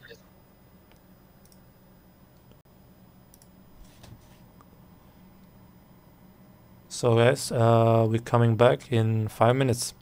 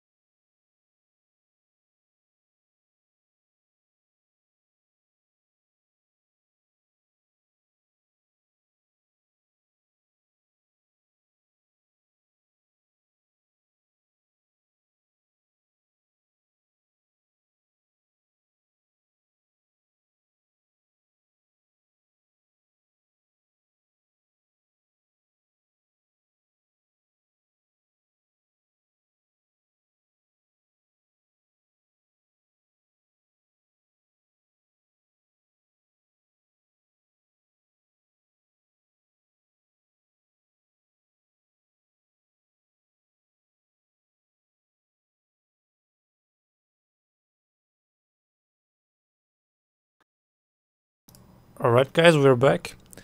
The break is over. We continue with the third place game.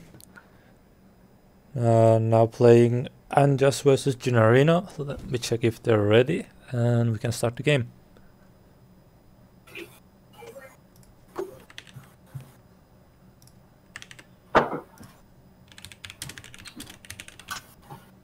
Here, strangely enough, he's actually going to bring out the tightest list. Maybe he's not feeling so confident about Banjo since he just got beat by the female Banjo. I guess I'd be like Banjo or something. I don't know. This is a weird list though. Ew, Arcadian Mask is in here, and Titanic. This is going to be very fun and interactive gameplay. You think so? No, I'm not glad at that all. we agree there. Too bad. Since when are people down on Titanic? I thought Titanic was what is Fox Eg's favorite card. Oh, no, I like it when it's in Horror decks because I can play it like 3-4 times in a match. I don't like it when I'm trying to play aggro because it just wins on turn 10. That sounds like a you problem. It is definitionally a problem that I have, therefore making it my problem. Okay, then I appreciate you having the sense of mind to recognize that as your own problem. Mm-hmm. Yes, I am in fact always right and honest. It is in fact my problem.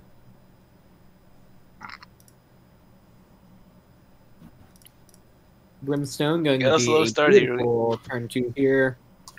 This is really just both of these decks are fairly slow, so we're gonna be here for a while. yeah. I feel like I've got to give the long range strategy to Geenareeno though, just because Floodwater is the thing. Mm-hmm. Draw 8 is a pretty good effect, Yeah, yeah. and generally getting 2 speaking, Krakuses.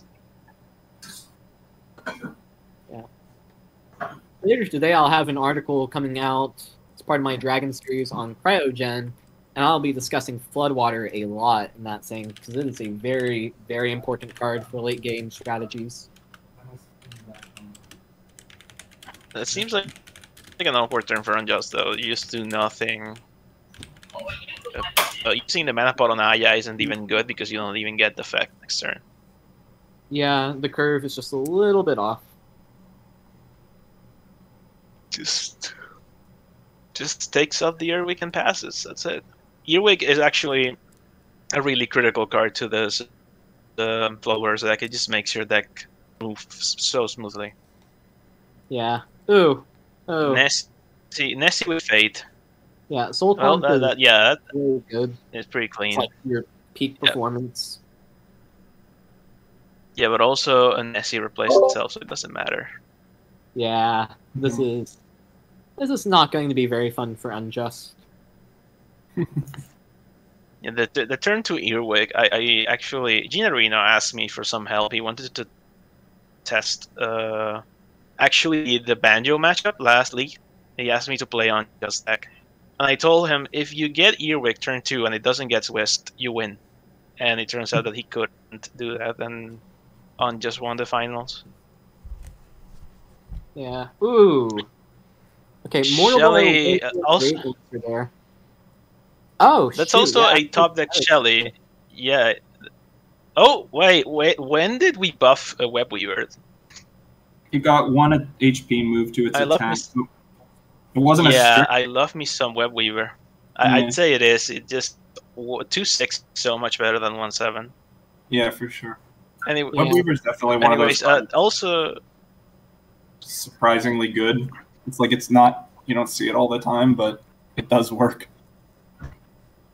I think it's a lot like old Glorious Main decks buffed. I think it's a lot like old Whiskers, where it's a 4-drop with guard that you want to play on 6, but you're not ashamed to play on 4. Especially since it has Wither over Whiskers. It's a shame to have to spend Sunder here. Sunder may be too mature. I mean, I'm not sure what else he could have done there. I guess Mortal Blow, but Sunder, using that early, that's might come back to bite. He needs to develop Aya. He needs to develop Aya to try and get the gift off, and that was the cleaner way to go about it. Thunder, Yeah. I don't think is that strong against Geenareeno. Tempo doesn't matter as much. Oh, you're gonna get Claw Swipe out of... Like, I'm going through all of this to draw Claw Swipe. What am I doing with my life? Yeah.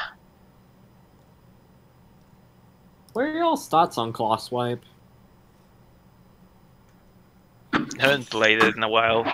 Like, even when I played it. It's a clean card, but unlike Mortal Blow, that's a Mortal Blow if I've ever seen one. Unlike Mortal Blow, where it's very easy to see where you want it, Claw Swipe is more of a... It's weird to require a board wipe, an asymmetrical board wipe. Like, the reason I run Chainstorm instead of Claw Swipe in my Horic is because most of my things survive it, and I'd rather remove armor. So it's like an awkward card because Strength has beef units, so they generally can afford to run symmetrical AoE. I'd say, like, before using Claw Swipe, you have longer options. Depending on your other prisoners, you might have Hurricane, for example. Encapsulate, there's no gonna be any rodent problem. I don't think it does anything. Yeah. But Wait, like if no, that's good. That draws Scooter. Oh, Scooter, and if he has Water Rune, he can pop the thing. Yeah, that draws a very buff Scooter. Rodent problem is so good and also so difficult to run. Yeah. It used to just give +3/+3, and it was just like bonkers. Yeah, Yeah. that's because any effect that's just drawing and making things really big is going to be good. Okay, so Unjust is doing a good work in just sort of keeping Geenareeno off the board and pressuring their health, but now their hand is just full of removal that they can't really use. So Geenareeno gets a turn to develop something or just draw cards. And Unjust doesn't really have much of a board other than a lot of banner to really push for face. There's some burn in his hand, but that's about it. Unjust also has no Anyways, one cost unit that he can actually hit with that call to action, so it's just a straight out of deck. Same with Ultrafall. I'm not sure why he's running that card with no one cost units. And there it is. Krakus. Yep. Big boy Krakus. And I don't think Unjust has a clean way to remove it. Nope. Like, at all. Nothing. You'd have to play for... Oh yeah, he has a water line, but he has to draw water line. He has no way to draw a water line. 1, 2, 3, 4, 5. What does he draw with Gisa? He draws Titanic, right? Titanic doesn't seem really good against Krakus. Strike down Jakinsu. Although you want to play Jakinsu first. And he would take 3 points of damage for that. I think that's his best play. I think you can go like strike down Seal and hit Krakus too. Yeah, like the problem is seal. no matter what you're doing here, it's more really like damage control. Comet coming up. See Teleport and Angler, two very strong. Oh no! Jakinsu is not enough damage there because a light lost its banner. Praise. But not good for Unjust. Yeah, like Used to just be like the auto-include card. Yeah, I was actually very happy like that after nerfing Light, it was still played in like a ton of decks because as it turns out, it's still good. One cost draw a thing is like the magic word. There's a reason Pot of Greed is like banned in Yu-Gi-Oh, or if it's ever not banned, they're like, okay, you can only play one of these. It's because Preordain is banned in Magic, and Preordain is like draw a card and look at some cards on the top of your deck. Yeah, it's in Modern Preordain and Ponder are banned. Just good card selection. I like this strong card selection. Sometimes the reveal is actually really good, even if you're not playing for, say, Sickness or Apollo, Rest in Peace. yeah. Well, one thing I've noticed is that reveal effects get better whenever you start stacking them. So, like playing a Light and then I Spy back to back, which is very easy after like a cross reference or something. There's the Water Rune that we were talking about. Hand, that gets really, really good. Can we talk about how that Scooter is basically bigger than Krakus? I mean, yeah, Basically, it just is.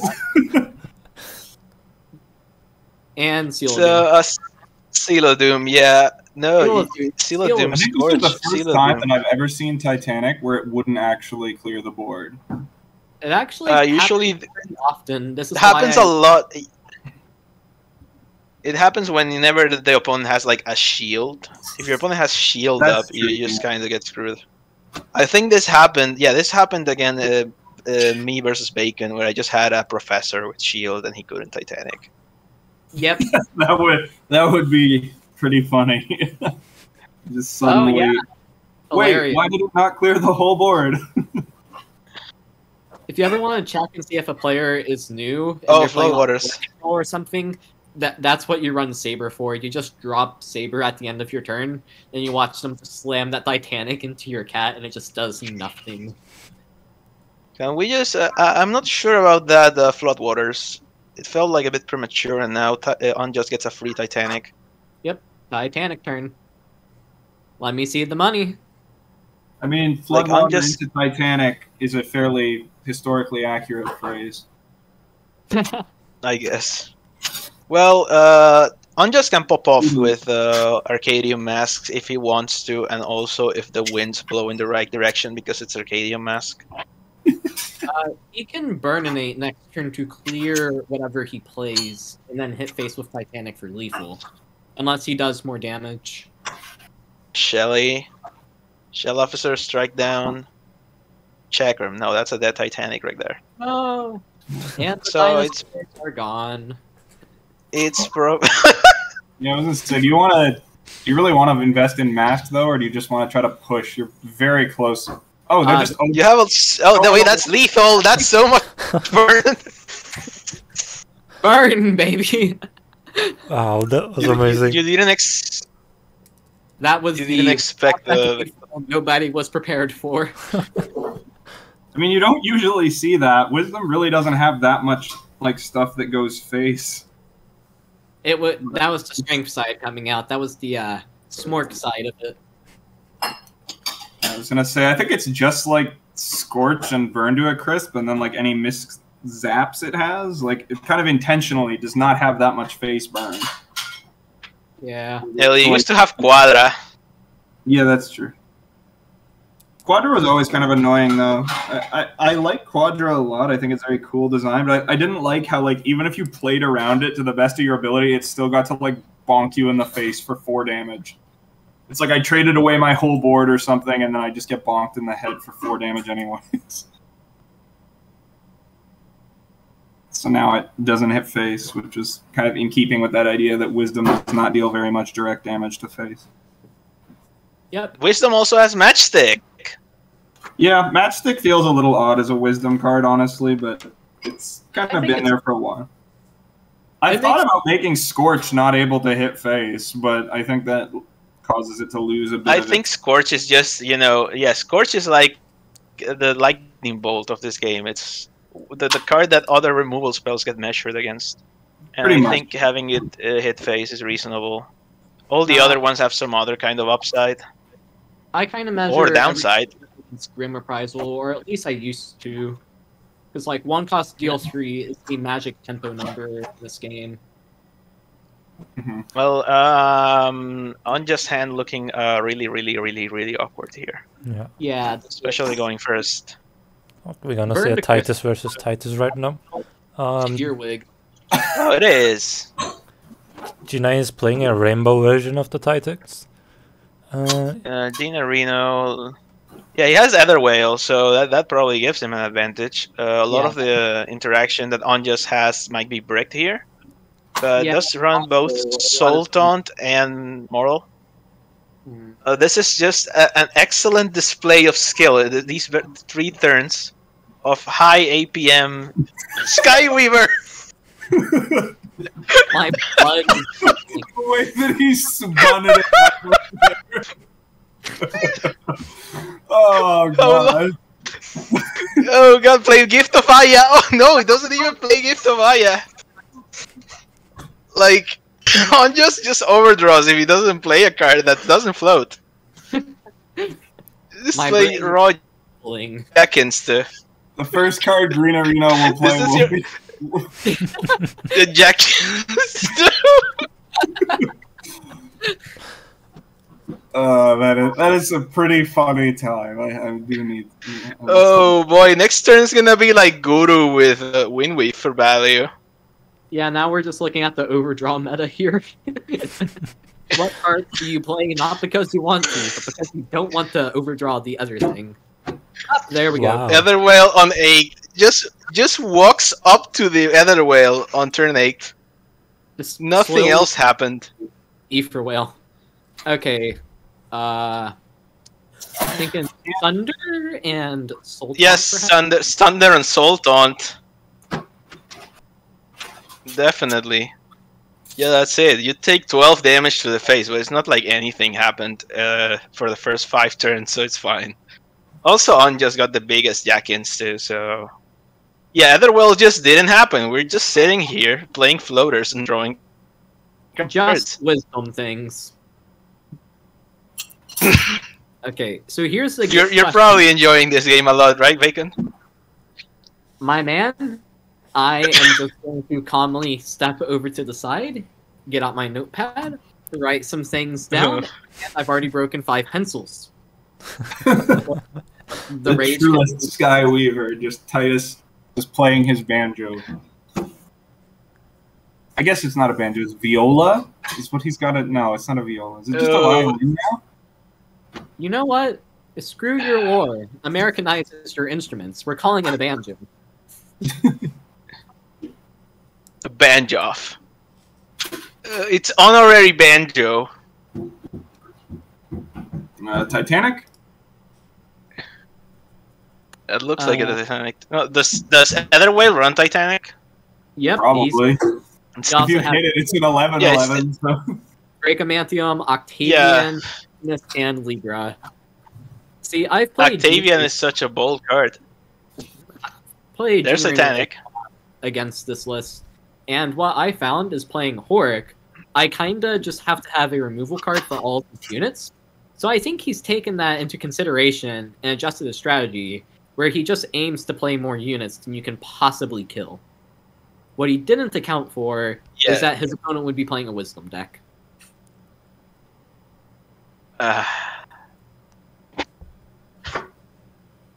Y'all think maybe he's saving that Mana Flask for an Arcadium Mask turn? Yeah, that looks about right. Maybe for, the Guru turn in case he needs to keep popping off. Yeah. Zero cost spells. Cheap spells are also important with Mask because if you get like a dead spell, you can re-roll it once with like the Yeah. Also, Coulter, now that we removed, we deleted Mulligan, can Guru be better? We removed. Sorry, pardon? No. Guru does Yeah, not like need... Guru. No! Sorry. What the heck? What? Oh, I'm pretty sure that was just wrong, but it was very funny. That was like... What? Scorch! Scorch yourself! Scorch yourself for Libra! Yourself Unjust and play your own Libra. Okay, I said that We're seeing peak wisdom! Peak wisdom! He's like, I'm not gonna need The this greatest card. wisdom comes from taking a fireball and shooting yourself in the face with it. Yeah, next we're going to see like somebody on Axel fireball themselves to get the Libra health.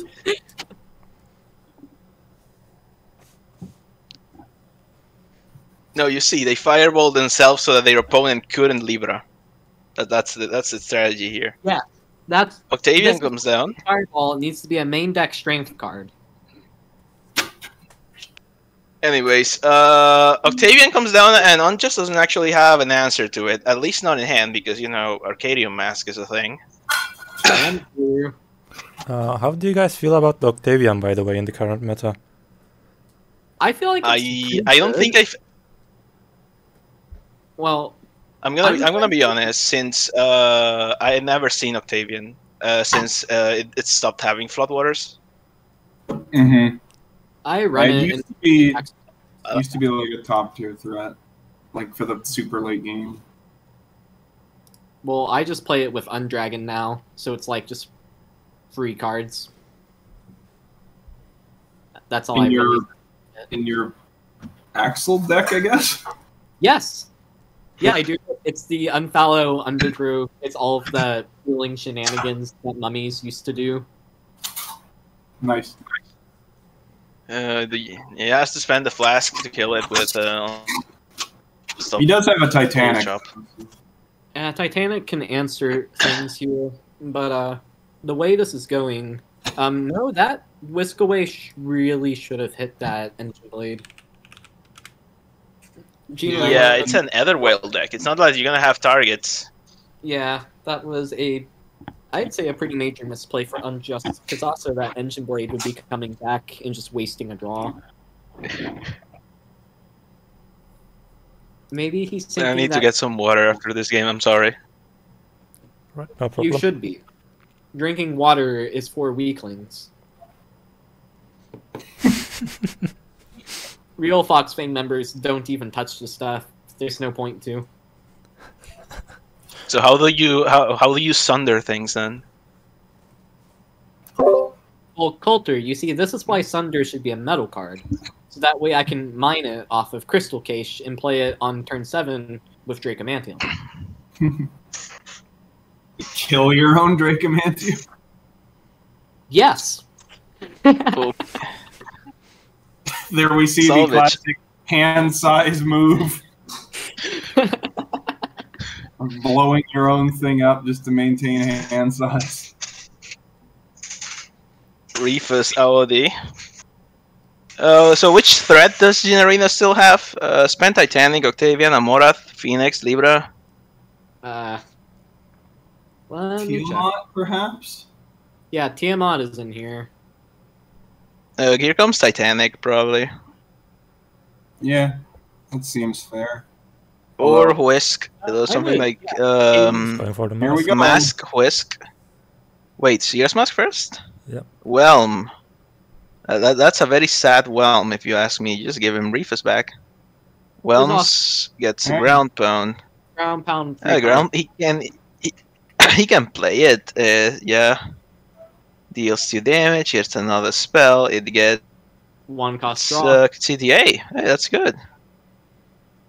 Luckily, the flames didn't fall onto him. Nature's Grasp. And now you have to answer this card, otherwise he's going to get like 6 free things. There we No, go. he no longer has stealth. Good. Oh, there's a Waterline.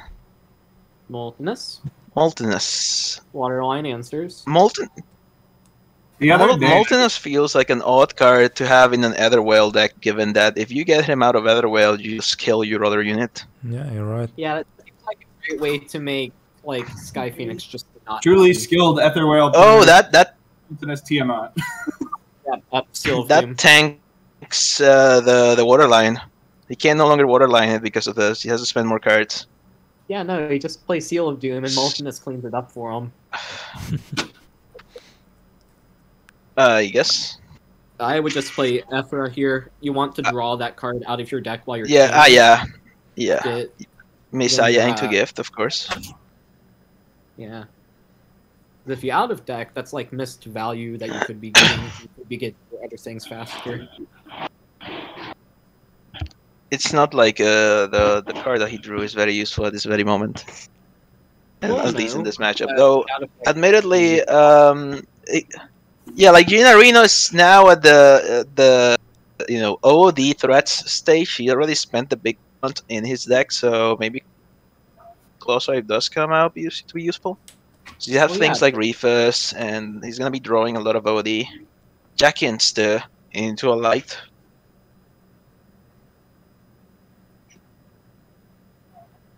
Yeah.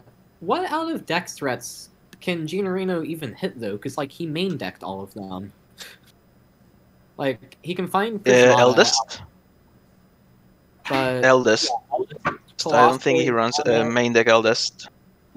Monstro. I feel like Monstro would be a slept-on card, Both players have eradicated their opponent's Juketsu. Like, just make it work. Just like Monstro, I used to run Monstro in on Rise for evident reasons, but I don't know. I don't think the deck wants to play for 7. 7 is a lot, even if usually your opponent can't answer it because on Rise really pressures removal just by playing big threat after big threat. It's just that it doesn't have guard. It doesn't really do anything, unlike say Breacher, which is just a pile of stats with guard. That's the hard part. It doesn't really threaten with any keywords, so and it draws your opponent a card at the end step, so they get to use the draw first. So yeah, 8 for 7, good, but I don't think it's enough to justify the actual downsides that it has. yeah. Also, if Blitz is good, that's just like a free Blitz or free Grim Reprisal or Backstab or whatever for like a very aggro deck. I really like these concepts of like these incredibly low curve aggro decks that then just randomly play like, a Gemini and Giant. And so like the whole game, they basically, every card in their hand is available except for like just one that they happen to draw later on whenever they actually need it. And then they just use that as their finisher. I feel like that's probably... You usually do that. Yeah, that's very good out of the mono heroes because, the mono heroes have about 20 card decks. Oh, that's interesting. Light Ranger and Titus will always grab Invest from out of deck. You didn't know that? That could have been a huge invest, but no. Yeah, I was Libra. thinking, you just leave Invest here to force your opponent to use removal on Light Ranger? Because they don't want to let you uncap Invest, so it's... And heal for 17. Yeah, it's like... Oh, here comes the attack into Dream Dragon to play your own Libra. Yeah, it was not more than anyways. Scorch your own face to play Libra for value. Yeah. Again, I wonder if Geenareeno should just start going aggro a bit, although I don't know. It feels like he's got an advantage in terms of card count. I feel like if we just assume that this game goes on for like another 5 turns or whatever, I feel like Unjust has the edge here because he has greater odds of being able to randomly out of deck a Sky Phoenix or something. It's true.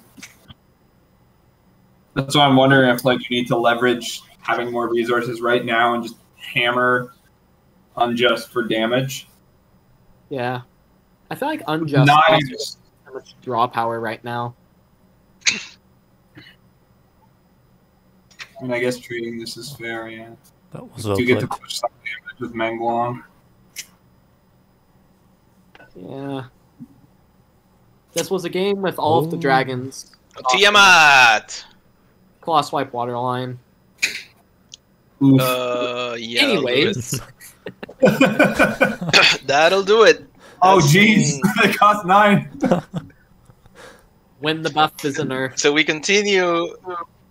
So we continue on, traditional wisdom. Oh, yeah. Unjust still has Kamen and Titanic. Oh no, that's a terrible draw. That's not a card you want to see on 18 mana.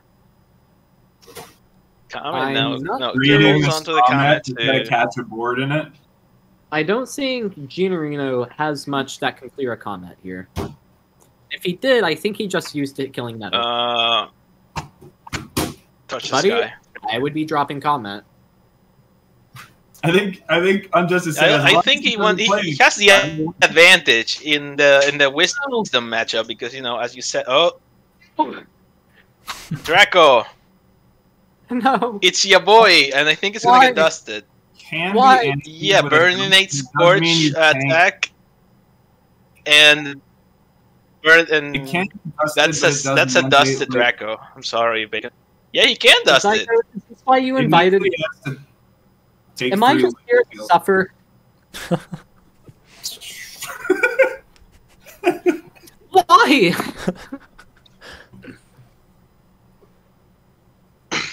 Geenareeno's hand must just be like nothing but removal currently.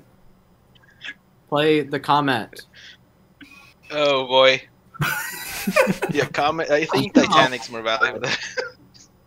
Unjust has by now heard 4 seasons ago where you first said play combat or green and is doing it just to annoy you. He's not playing combat because he heard the first time. That's a really good way. Yeah, Coulter, Whisk Yeah, Away does it every time. It just does it over a longer stretch of time, but it always does that. Yeah. Oh no. Well, this is the 22 mana game. 24. Yeah, Colt, give Draco Blood back. Like, it always gets dusted unless you go all the way into Buckler Up. It always happens. My boy did nothing wrong. I mean, Look, there man, was Hard has too many to pre-launch units. Yeah, I did think about giving it like Shroud or something, just so it. Okay, that'll be good. Was a thought. That would probably, honestly. I mean, absolutely Shroud you can like stronger than wait lead. 1 turn, then dust it, or like Chainstorm into dust or something. Yeah. Shroud would be very fair on Dracomantium. So, Phoenix finally coming down. It's about time. Witty. Yeah. Arcadium Mask into Mortal Blow. Let's go. Arcadium Mask. Arcadium Mask would be. Oh god, don't draw Arcadium Mask, please. Hey, it's gonna last dude. like 6 more turns. Has Geenareeno played Eldritch Lore yet? Here we go. Arcadium Mask. Thought Leader! Thought Leader! Yep, there it is. Oh, that. Touch a sky! Okay, you got a potion seller, which is like, Witty, my man. Why is this card a thing? Discovered. I don't know. I really like drawing for the opponent's deck. I really like effects like that. It looks like Geenareeno's got the upper hand now. Yeah. Yep, Scorch. Oh, Nomad. Nomad's could... good. No, Nomad actually kills you because he draws you a card. Tactician gives you shield, which is good. Yeah, you definitely No! need to shield yourself with that. You could have won. You had a turn! You had a You had turn, one Unjust. turn. Come on. No, actually, he didn't have a turn because he was at 2 health. Was it? Yeah, 2 out. He would've died Yeah, but then. he could shield himself, so he could Heal on himself. shield himself. He wouldn't have taken the deck. The gloves come off. This is how it. Lol, Banjo. And look, the deck template image is like Bacon's face relating to Banjo. Yeah. I had to go through all of that and watch a Dracomantium get dusted just for Unjust to concede. Are you kidding me? I mean, Unjust was the one who dusted the Dracomantium, so... I have a love-hate relationship with this man. Alright, let's see. I guess this is the good Banjo list. Is this Banjo's final form? No. We heard the last list was maybe... No, this is was not super strong. Hanu has the final form. No, don't. Why are you taking Orion? What? Why? I am baffled by this hand. Again, I am I absolutely bribed everyone stunned. playing Banjo to throw intentionally to make it clear that Banjo is not a problem. You know, I'm starting to think that Unjust may actually just trying to be finesse you into not nerfing it. It's like, if I throw the tournament, then... Yeah, it's like Hanu's already got it. It's fine. I can just. Oof. Yeah, Unjust is like using all of this data analysis now and all of these things. So like, I just need to stop playing. Which, by the way, it's so cool that you guys have finally like all of these data analytics and stuff. There was a short while where we kind of had a reduced amount of data to work with, so I'm super psyched that we have it again.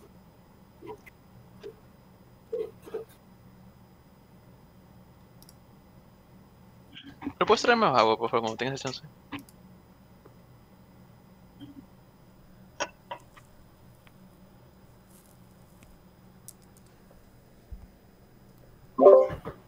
What were we saying?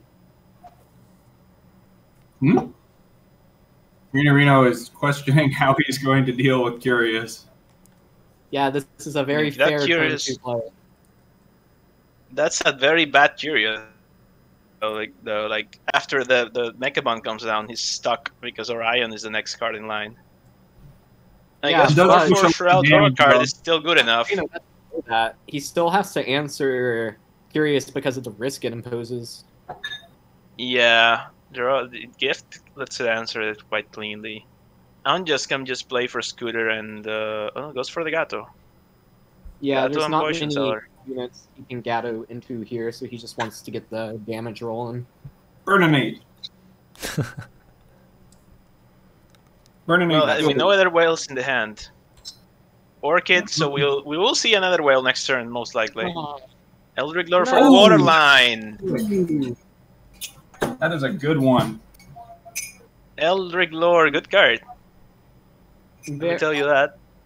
I feel like that card should be nerfed, honestly. It's just so good.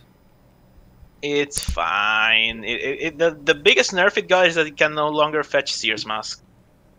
That wasn't Okay, the best either whale. Every Wisdom deck I ever build ever, I always keep the 6th slot completely open just so that way I can hit Doomsday like every game. Well, that's a good feature, I'd say. Maybe that won't happen when there are better 6-cost spells to play. Don't know if there's a clear here. I feel like there's probably a clear. It's not a clean clear though. Yeah, maybe there isn't a clear even. Salvage will clear the Phoenix before it can, pick up the graveyard.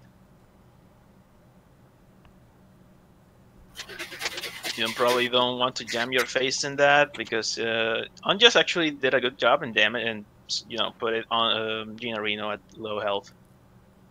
Oh yeah. Next turn, It's a Trap can come down. That will clear the Dream Dragon. Yeah, Mengelong. Oh, that's a Dead Hive. Orion is pretty big here. Like, it can get rid of one of the. Oh, he can get rid of both now. Yeah, no more big Orion. And But the still, bees yeah. are gone. It's a trap into maybe. I don't know if you spend the flash just to draw a card off of the Scooter. I think you kind of have to here. You need to find like an Encapsulate or Defrag or something to get through these units. Oh boy. Also, if Libra comes down, Unjust is in serious trouble. So he needs to be hit in the gas. He's thinking about it. Yep, do it. Do it. Draw the card. Yep, mana potion. I'm counting Draw the on you to card. bring home the bacon for Foxfang, my man. He needs to absolve for his sins of dusting Dracomantium. Yes. Your repentance begins today. World yes. Tree. Oh, that's a big whisk. That's a huge whisk. It's an The fair and unfortunate. balanced, Yeah. the fair and balanced, countered by the fair and balanced. None of those boy. two. Coulter, explain to me how World Tree is like a fair card. Well, because this kind of things happen. You gotta build to it, and it does have roots, so it technically costs 7 mana to get that thing online, or you need another card to remove it. So it is And if very you get dunked on, not only by whisk removal, but also by bounce if effects. you get mind controlled or bogeyed or a bunch of stuff. I have thought about World Tree though, because I do think it is like a component of the Banjo deck and why it's so good. But at the same time, it's like you play World Tree and then that happens, and then you lose the game. Well, I think Geenareeno actually survives this turn. Like he Unjust can Gemini. Yeah, But the Amorath stops Orion from hitting her with the Trinity. I feel like Bobble just needs to slam in there just to see what the draw is. I'm not sure what the draws could be though. is But, it like where- you can go like He can play Gemini Orion's spell. and then lives tackling Amorath? Scooter will survive that. Aha, the value. We rooted it. We do a mild amount of tomfoolery around here. Okay, so I would actually punch that Amaruraf there, because next turn, Gemini plus Hero Punch would equal 7 damage, and you would actually be able to clear it. They have a mulch. They do have that too, but I like using my face as like a big hammer. You like face, you know, hitting dragons with your face. Buddy, I will manage to kill a dragon if I have to. I am not scared. No flames. It's going to be rough. And losing that 1 point of damage not too many patches ago means that if we're I think maybe the Earth Spike put the flames out of range for Blast to consume. Oh no, what? Well, Ooh. Yeah, I missed it because my connection gave in for a moment, but I saw Volcanic really achieve the intended results. It was just so close, but Geenareeno just got rushed down too fast and he couldn't find cards.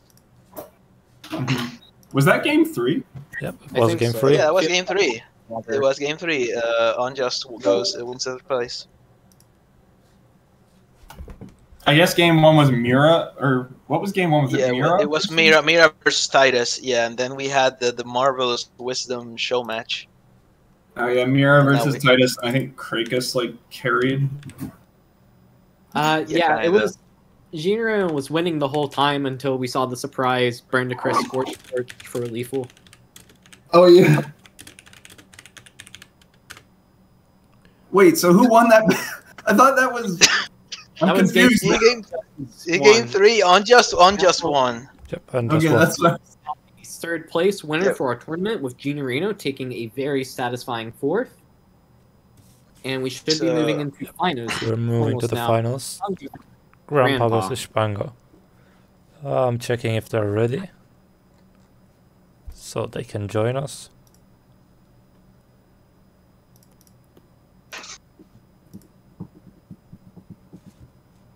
Imagine if I just told the chat right now that this game would go on for like another 10 rounds or something. How do you think they'd react? There's like a time delay there. It's so weird to think about.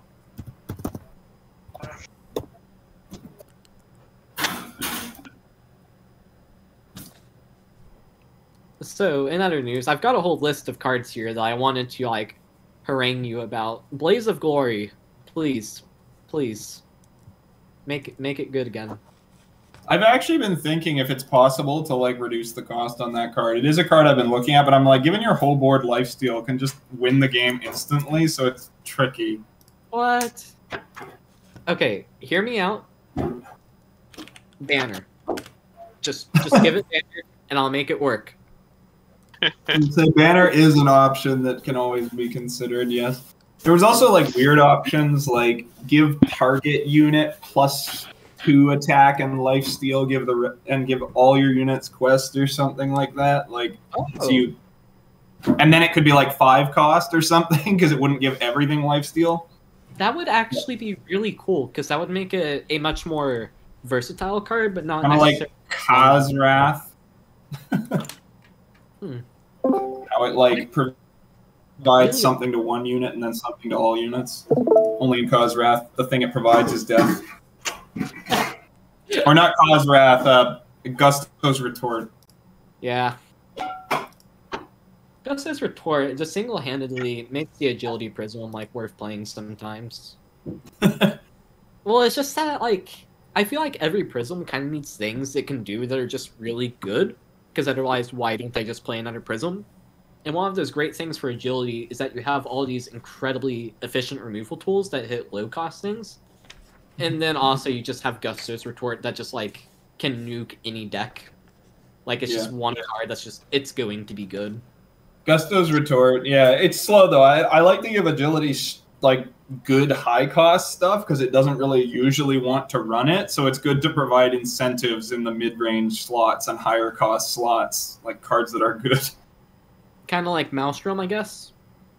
Yeah, Maelstrom and Hurricane, honestly, have just been there for so long that I don't really mind having them there. Again, they're like Wisdom would love to have those cards, but like one of the cool things is that prisms aren't one note. So like a deck like Banjo Aggro can exist.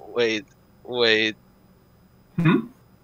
Okay, so here's the thing though. Like I was very confused, but it turns out that I'm listening. I had the stream up and the volume up, and Shpungo just was listening to the stream. So it was like you and Coulter talking to you and Coulter.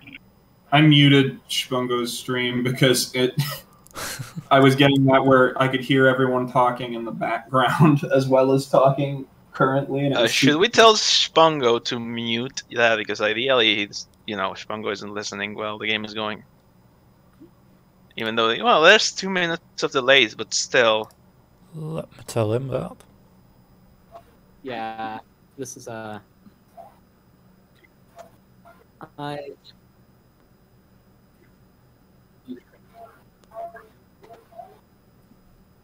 I get enough of my voice.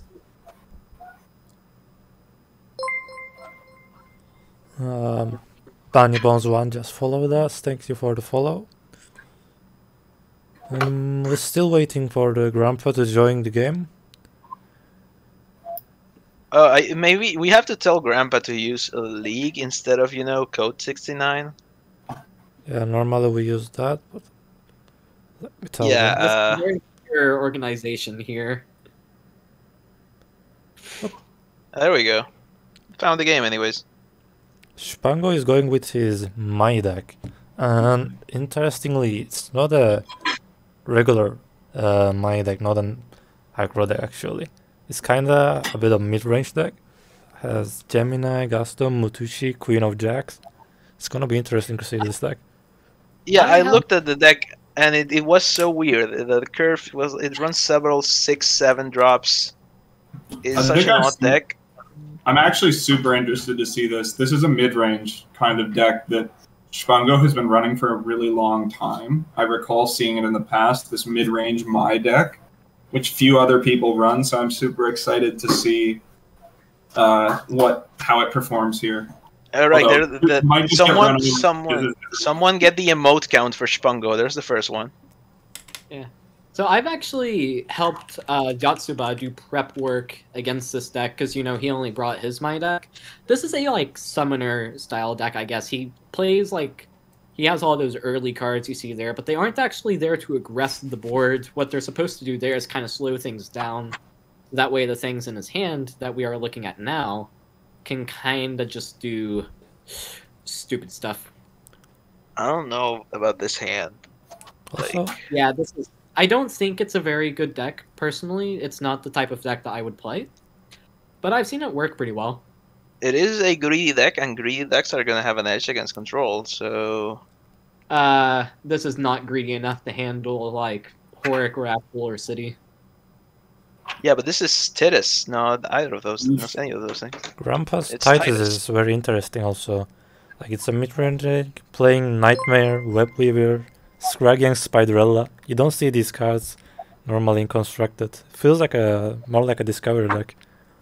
Yeah, Nightmare is so odd. I like Nightmare a lot, but it seems odd in a Titus deck. Nightmare is pretty good in this particular instance.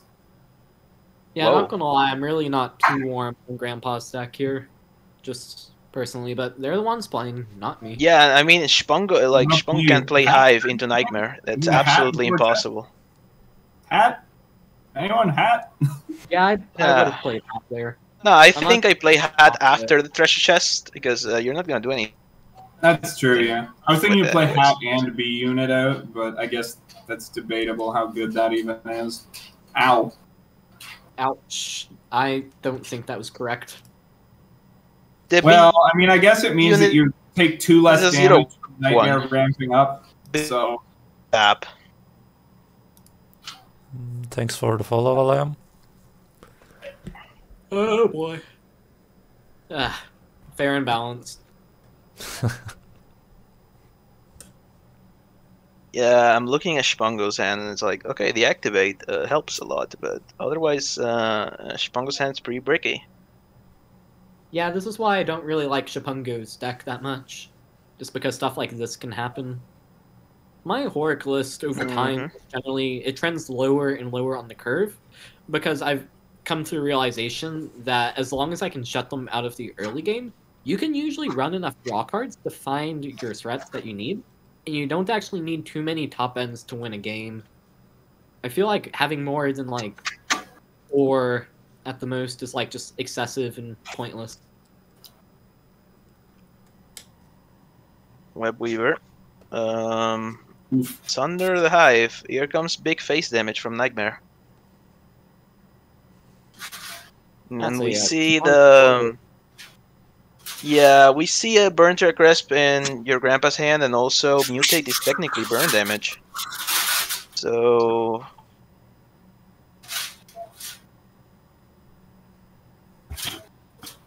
I will say that Agility actually does have some really good tempo tools coming online right about now, so we'll have to see if like Gusto into Norse Pseudo-Vest really punish a lot of attempts to develop onto the board while also being huge bodies, and Mawworm. I don't think Norse is gonna play for any value in this matchup. Yeah, I'm not sure that Grandpa is playing the right units for Norse Pseudo-Vest to hit. Yeah, if he was, it could be something. But Gusto only works whenever you basically already have a board advantage, because you kind of need to play Gusto in such a way that your opponent doesn't have board. Which could happen. And yeah, and also like, yeah, what are you gonna give them back? You're gonna give them a Menglong? Just use it on the Webweaver. Yeah, Bouncing Weaver is fine here. Yeah, now that they use Mutate on it, absolutely. I expected them to use it on the Menglong just to make it spikier. And sort of diversify their threats. Yeah. Checking dead units for Mawworm.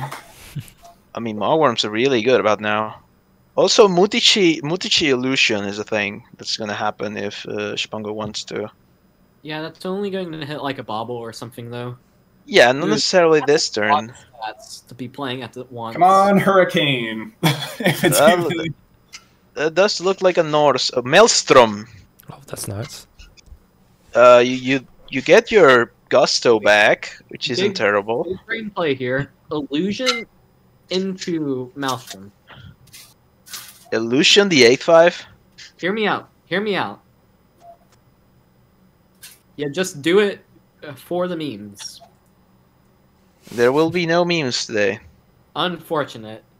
This is why Shpungo is in Dog Pound and not Foxfang. He doesn't understand like how things work around here. Look, we already had enough memes with, the whole YourGrampa thing and the incredible, demonstration of APM in the last matches. Yes. It was so fast. I think he's calculating how Mutichi works here, what Mutichi will get. Shpungo is also clipping all of these, so yeah, Shpungo does understand the value of memery. That's Kragi's looking dirty, though. That's a good bit of burn damage. Yeah, that really lowers their HP. Mawworm time. Yeah, probably. It gets Fire Rune and a Light, or Grim Reprisal and Mulch. Grim Reprisal literally kills Shpungo. Who would be the person to play it without, like... do it as, as a statement. Like, you're not gonna kill me, I'm gonna kill myself. Yeah, I don't think Mawworm heals for enough. Yeah. You're not taking Shpungo alive. Norse the best. Oh yeah, it has guard. I always forget that. Oops. Moral. Well, that was an exciting game. Yep. He almost got there. He was almost stabilized. And Grandpa wins the first game of the finals. He was getting to the point where he could actually... It was almost like this deck was going to start to pay off, but it just didn't happen. How much health was Grandpa at the end there? Maybe like 20? I don't think he took that many lumps. Good bit. Looks like he's going to switch. Banjo Aggro by any Banjo Aggro City.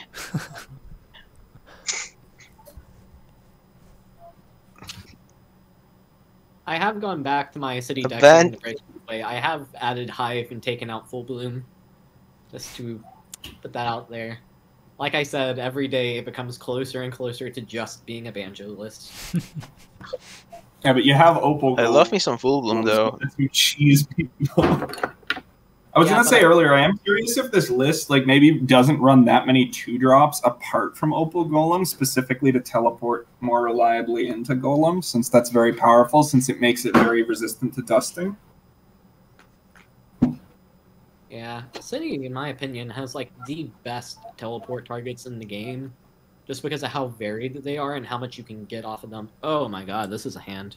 Gato, Light Knight, Crypto, Mulch. Let's go. Yeah, You don't need it I like to the trap. way you think. Crypto turn 1, Light Knight turn 2. It's Okay. I wouldn't be surprised if he took like a Howlgeist or something in his hands, like Gato going up to 3 attack could punch something and then Mulch on turn 2 just to delete it. Oh, I would play... please refer to Gato as Gato. No, screw you. I'm anglicizing all of the terms. I actually proposed in the art description for Gato, I referred to it as Floofen. when we proposed the name, I called it Floofen. Why? Lovely. Because I suggested that as a name for it because it was cute. It's a kitten, so Floofen.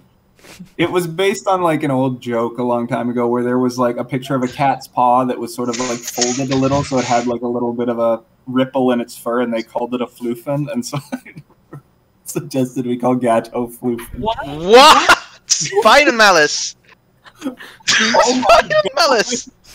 That's insane. Despair. Agony, even. And you thought that the Howlgeist was good. No, it's, I mean, Shpungo still has still has a pretty good answer to that. I would have actually played the Flask there and then gone into Zap and Mulch because you need to be drawing. Oh boy. Oh boy. Wait. I spy. The memes. The memes. Cygnus is doing work now. This is not good for Shpungo. This is also not good for your banjo. Yeah, the whole banjo and city and int just being really good at aggro, sort of Titus. Hey, it's argument. Real MVP the whole time. Isn't as big brain of a player as me. Okay, I don't think Shpungo. Yeah, we need his face to activate Libra. We never thought of the suit up into Epflow or Spite and Malice meta. Since that time, it reminds me of that time where Coulter made like a 6/7 Spite and Malice back when it still had Dreams on Non-Dreamt. I think there's a picture of that somewhere in the meme channel. If it exists, I'll find it. That does sound vaguely familiar. This is actually a pretty good board. If any of it sticks to Orion, but I don't know if any of it will.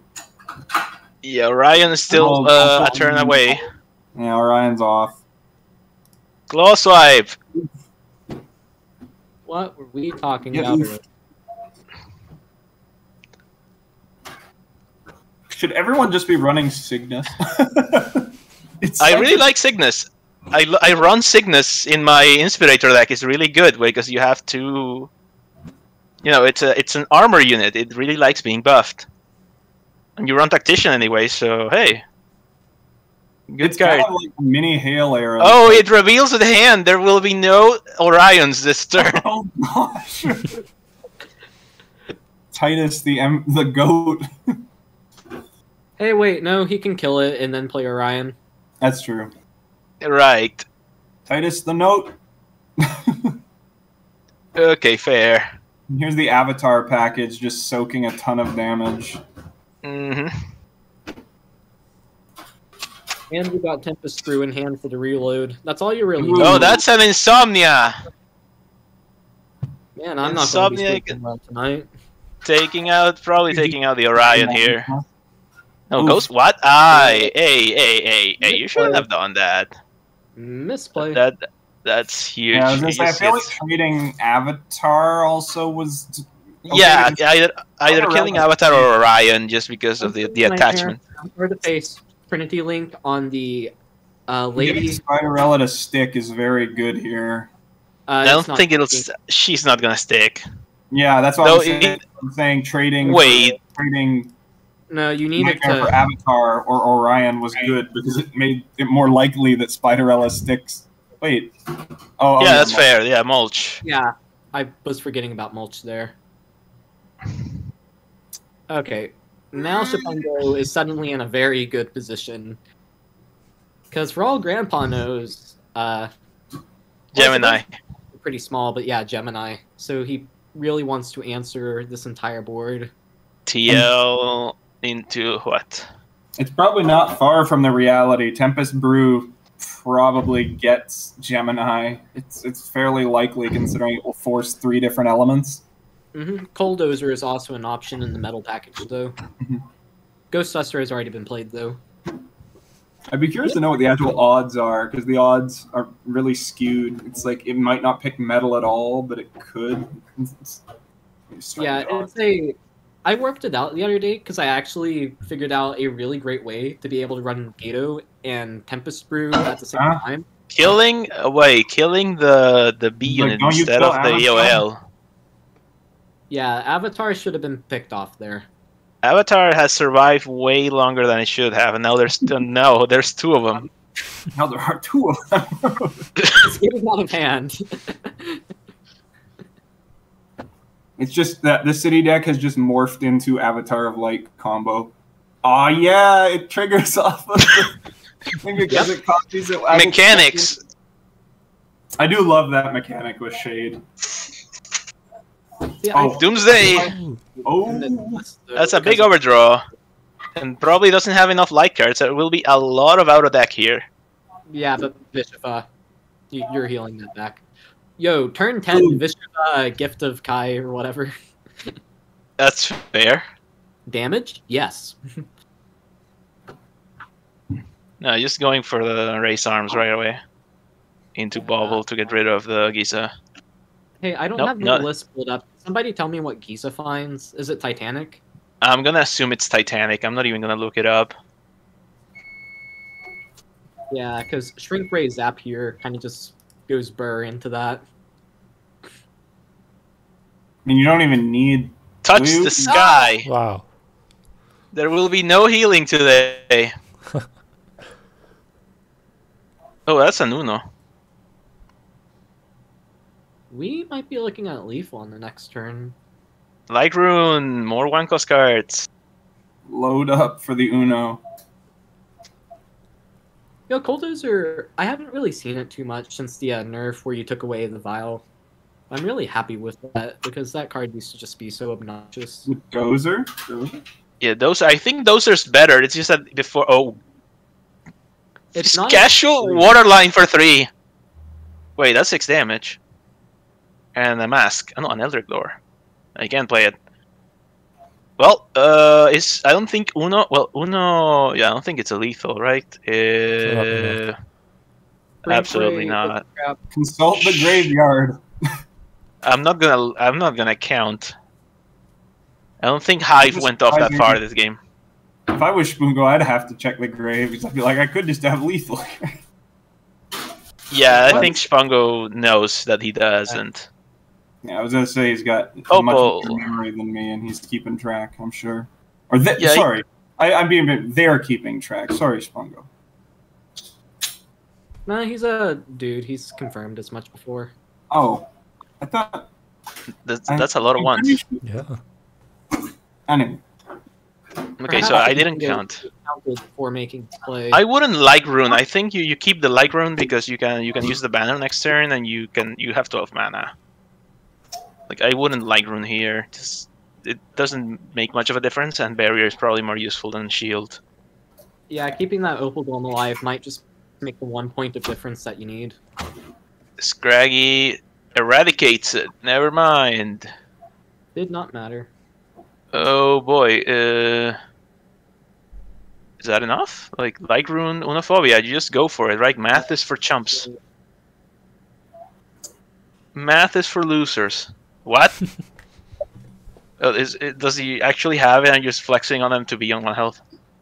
3, 2, 1, 0! That's enough. There it is. That's it. Shpungo just being a clown, what do you know? Perfect finals. We're going for the game 3. Mm-hmm.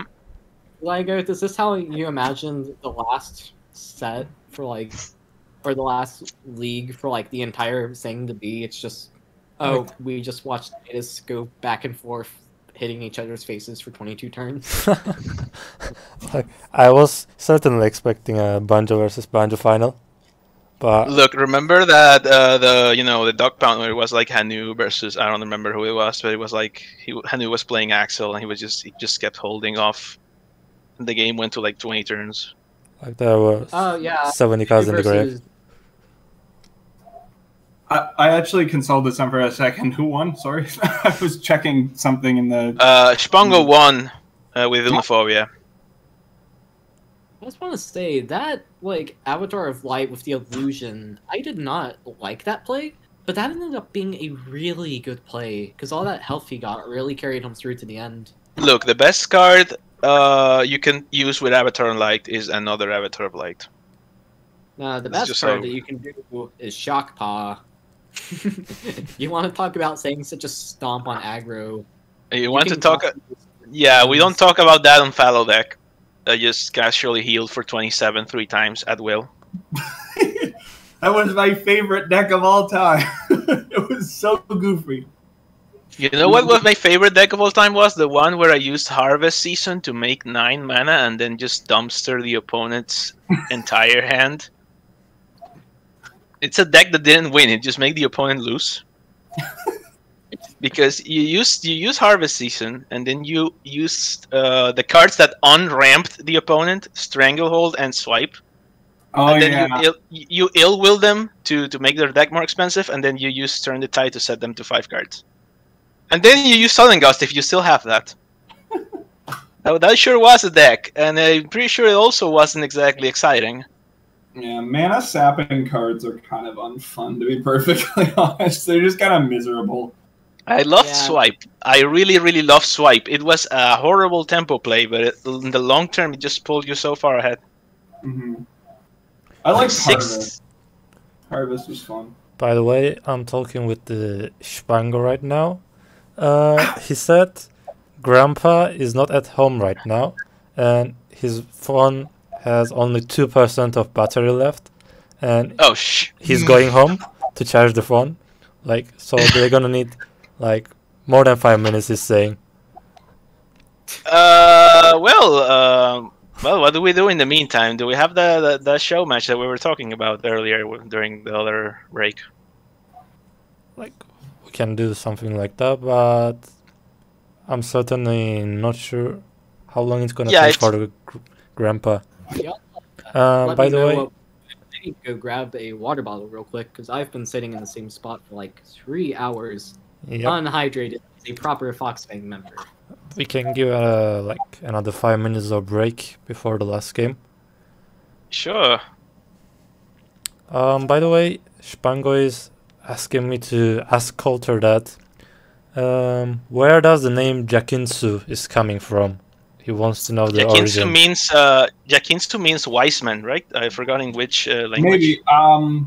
Yeah, Jakinsu was a name that was around. Jakinsu actually was that art. I can give a little bit of lore. I'm not entirely sure. If you think it was wise man, that probably is some of the origin. Jakinsu was actually like one of the original Skyweavers. Like the art is for a Skyweaver character. It was I'm like 99% sure, and then eventually some of the original arts were adapted into creatures.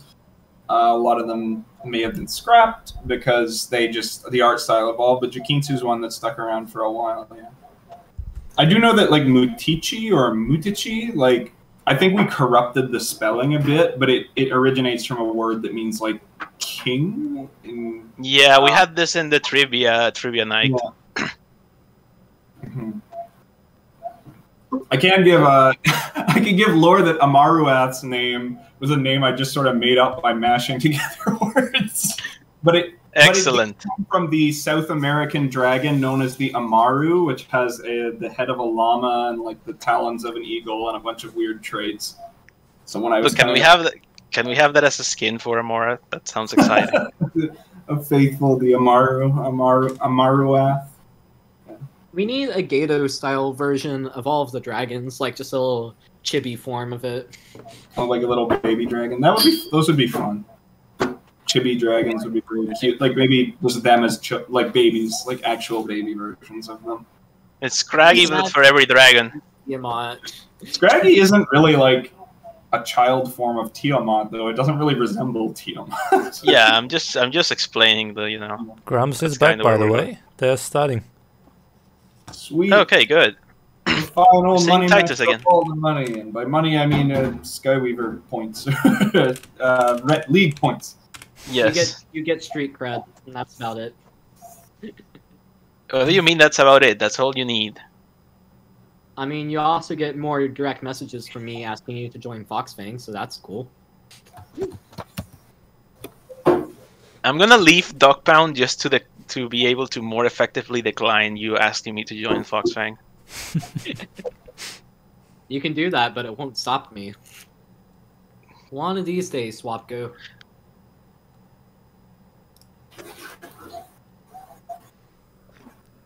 Okay, so I Well, would just wait. Yeah, I guess Shade. Shade, B unit. I don't know about the unit. Definitely not Crystal. You want that pot. You just run out Tempest Brew. Yeah, Tempest If you- return to. If you don't need to Gato, then you absolutely do Tempest Brew turn 3. I'm glad to see Shade is still seeing play, even after the nerf, because I thought like this thing's stat line is kind of like bonkers, so it probably shouldn't be as good as it is. I nerfed Oh yeah, it. that looks like a Gato to me. Yeah, the Crystal. Watch this. Okay, -1, -2. You really love explaining how good Gato is just by adding numbers arbitrarily. Me explaining how a one-cost cat actually is making +4 plays in league games. Yeah, but it also costs 3 to do those for 3s.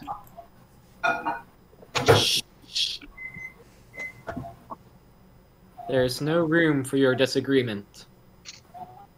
Nightmare. That is actually a really pretty decent nightmare, honestly. Sadly, Tempest Brew is gonna come up if Shpungo wants it, and that's gonna draw actual units. Yep. That's a lot of banner. We see a Frank and an Inspirator. Inspirator. Oh, just get. Grandpa's deck. Just don't get it. Yep. Yeah, but it worked a bit, right? Like you need to understand it as long as it does work. I was gonna say I think his deck was in a pretty good position last game. He just kind of got a bit unlucky towards, or he didn't. I can't remember exactly what the sequence of plays was because he was like comfortably in the lead, and then somehow City just snuck up from behind and took the lead. And I'm not, still not entirely sure what happened. That seems like how Shpungo has won all of his games, isn't it? Just randomly sneaking up with the lead. That's a good way to win games. I mean, yeah, if you win, you win. Tempest Brew here, pretty free. Mm-hmm. That's an unfortunate AOL and also a very fortunate AOL. That looks like a very clear Opal Golem to me. Yep. It's a shame to leave the Nightmare alive, but you want to get rid of Potion Seller. Yeah, Potion Seller is just so important to remove. Thank God it doesn't have barrier anymore. Oh wait. Oh, it's a SwapGo special. You just get random disconnections. There was a point, I swear, where Potion Seller was like a 1-5 in alpha. I don't know What? But it was, yeah. And it like won every single game. It was unstoppable. It was so goofy. Like it was 100% a 1-4 at one point, and then you would just get Stone Fist the turn after, and it would turn into a 4-7, and it would just never die, and the whole game was just Potion Seller the game. That's kind of like Starfield does a lot for City. Like, I run it with Stone Fist, so, like, occasionally my turn 1 play is just a 2/6 stealth lifesteal barrier that also grows every turn. This is why Big cards Frank. like Eradicate and Whisk Away are important. It's just arguable that maybe there should be a couple in other Prisms, too. Just like The Activate... Yeah, the Activate and for example, is a very similar card. The Activate and Shrink Ray. Yeah, it'd be cool if we had some of those checks and balances in Prisms I want to play. What if instead you just play the Prisms that do that? Oh, that's an interesting Chunky gato. cat. What if instead your body was found in a hole? Consider that for a moment. I very much consider that at least once a month, dude, considering what I like. But you know. Oh, dear. Okay then. Yikes. Skyweaver gets dark all of a sudden. You're the one who was talking about beating up people's parents, so... I was talking about your grandpa is in the guy who's playing right now, and it would be good to attack him with aggro units in Skyweaver. Coulter, if you ever upset us again, we have the dirt now. You can't screw around with the patches anymore.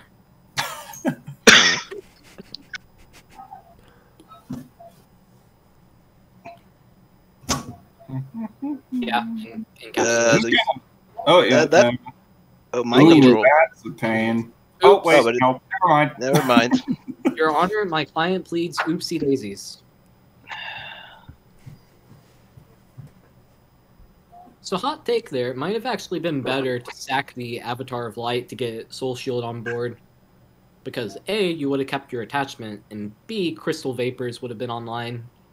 But yeah. So you might not care. Honestly, well, I mean, the board doesn't exactly have that much health. A good clean sweeper would do it. Yeah, Claw Swipe. Claw Swipe leaves only one gato. Yeah. One really sturdy gato. Oh, that S&M would be really annoying if Shpungo actually plays out the Unfallow this game. Like, oh yeah, or like running more gatos. City build. I've tried to make this work. I haven't found anything I like yet, but it's like you don't play hacks, so you run like Crystal, Ghost Duster, Gato, Avatar of Light, and then like you run Unfallow, of course, before start. And then anytime you unfallow, you just remove a card from your hand, you draw a free spell, you're healing, you're killing anything. Because, like, Avatar of Light Gato is at 5 cost, you kill anything, and delete a card from your hand. Those builds are kind of legit. I tried to make some at some point, too. It might involve, like, you could possibly involve, like, Shockpaw to try to remake the Shockpaw Avatar kind of strategy at some point. Yeah. Gives you some healing. With Savage Garden. Cygnus. From Force Field. Cygnus and Webweaver. Oh dear, I sure do hope Avatar you Light gets nerfed after this, because it's kind of carried like every game. It's fine. Avatar is very good, but I think that the common denominator here in all the really powerful decks has been intellect, which is what which the stats have backed up. So, now unfortunately, it's lethal to activate Savage Garden here. Otherwise, he could be pressing for lethal a lot faster. I guess. Yeah, I think It's a Trap. He blew It's a Trap a bit too early. Where he had shield, he could have just traded with shield into his guard. Instead, he used It's a Trap for more damage. I do wonder if It's a Trap needs lifesteal sometimes, because it's fun to get lifesteal off, but it does seem sometimes it's like it's kind of already. I think just it's fine. Pretty good. I'm not like sure. I want to say it's fine, but at the same time, it's just really good if you're aggro versus aggro. I'm pretty sure it's the most played int card, if I'm remembering. Really? Yeah. I would not have guessed. It's not the highest. Yeah, it's like against most decks, It's But it usually you have the board to make sure it hits, and most decks won't play that many guard units to sort of split the board. Usually they'll have like all guards or all non-guard units. Mhm. There are times where the card is awkward, like a Looks like single it's the barrier end. just puts a stop. But it's I think it's the fine card. Like, it's So also far, It's very it's like your close. grandpa's alive.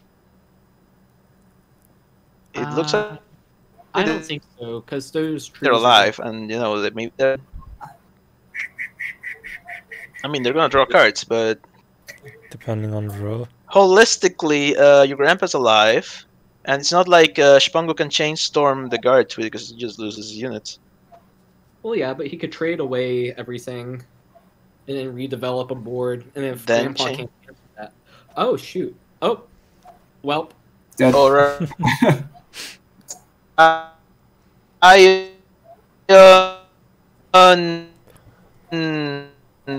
that's a game. Congratulations. The last move was so good it broke SwapGo's internet connection. Well, Shpungo wins with the Banjo City deck. Mhm. And wins game week 5. Congratulations to the Shpungo. Mhm.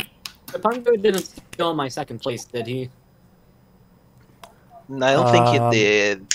No, maybe he did. This Like, is all I probably- care I about. think he did actually. You're gonna What? have the same points, but the average gonna determine. I'm gonna update them after ending the stream, so we can be sure. So basically, it's a 50-50 on whether or not Jet Bacon gets dunked on by Shpungo. Or more accurately, gets Ash by Shpungo. Unfortunately, it's not automatically updating it, so I need to do it manual. So we're gonna see after the stream.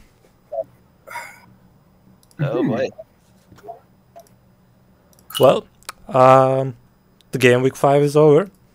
Like we were planning to end it tomorrow, but it happened on today. Winner of the day is Shpungo, but the winner of the whole league is Hanu Street. Congratulations to them both.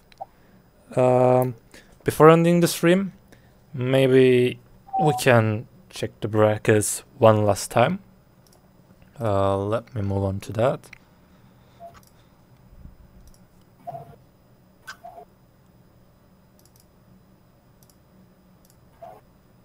Here is the bracket. We had very nice games today.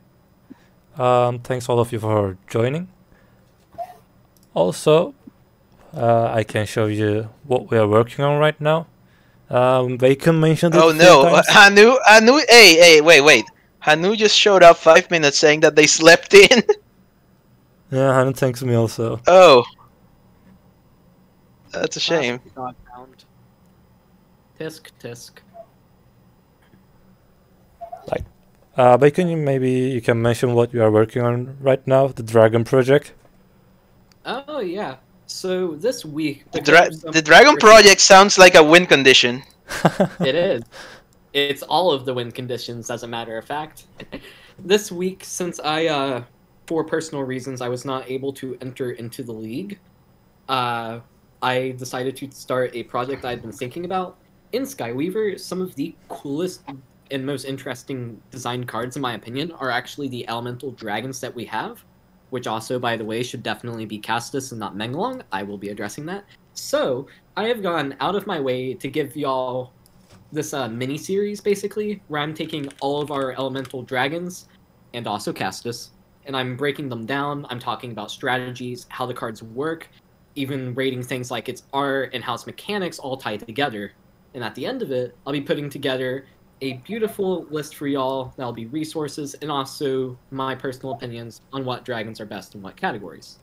That will be going up every day. I'll be releasing a new dragon, and later today, the second dragon, Cryogen, will be releasing. Well, that's great. I also posted something today, which shows the results of the games brackets, and you can find all of the decks that used in the quarters. You can maybe copy them and try them out, improve your gameplay, or get inspired from them, create something of your own. As you can see in the screen right now, you can just click on them. It shows the deck code, and you can copy it to the game. I'm gonna update the brackets as well after this end of the stream and highlight the winner decks. So it was a great league. It was nice to have all of you.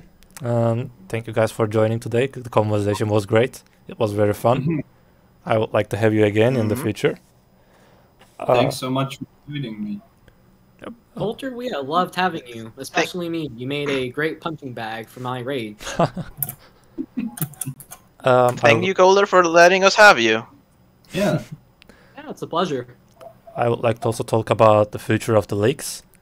The interest in the league is increasing, but as you know, the soft launch is going to start, so the league is going to give a short break till the start of the soft launch. Maybe a few weeks after that, we're gonna let people to grind some cards, and we're gonna form the league again.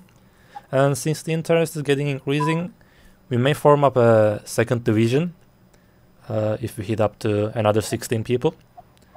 So we're gonna see that. And I have a little short announcement. So we're not gonna stay empty during this break. I'm talking to the owners of the community gaming, and we may do a 32 people discovery tournament, a single elimination discovery tournament. And if that gets enough interest, we may also do a 64 people version of it. We will see about that.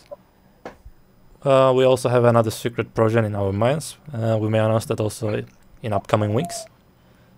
So looking forward to see you all at those tournaments. Alright guys, this is the end of the stream. Thank you for joining, and bye-bye. Well, thanks so much. Cheers. See you all again soon.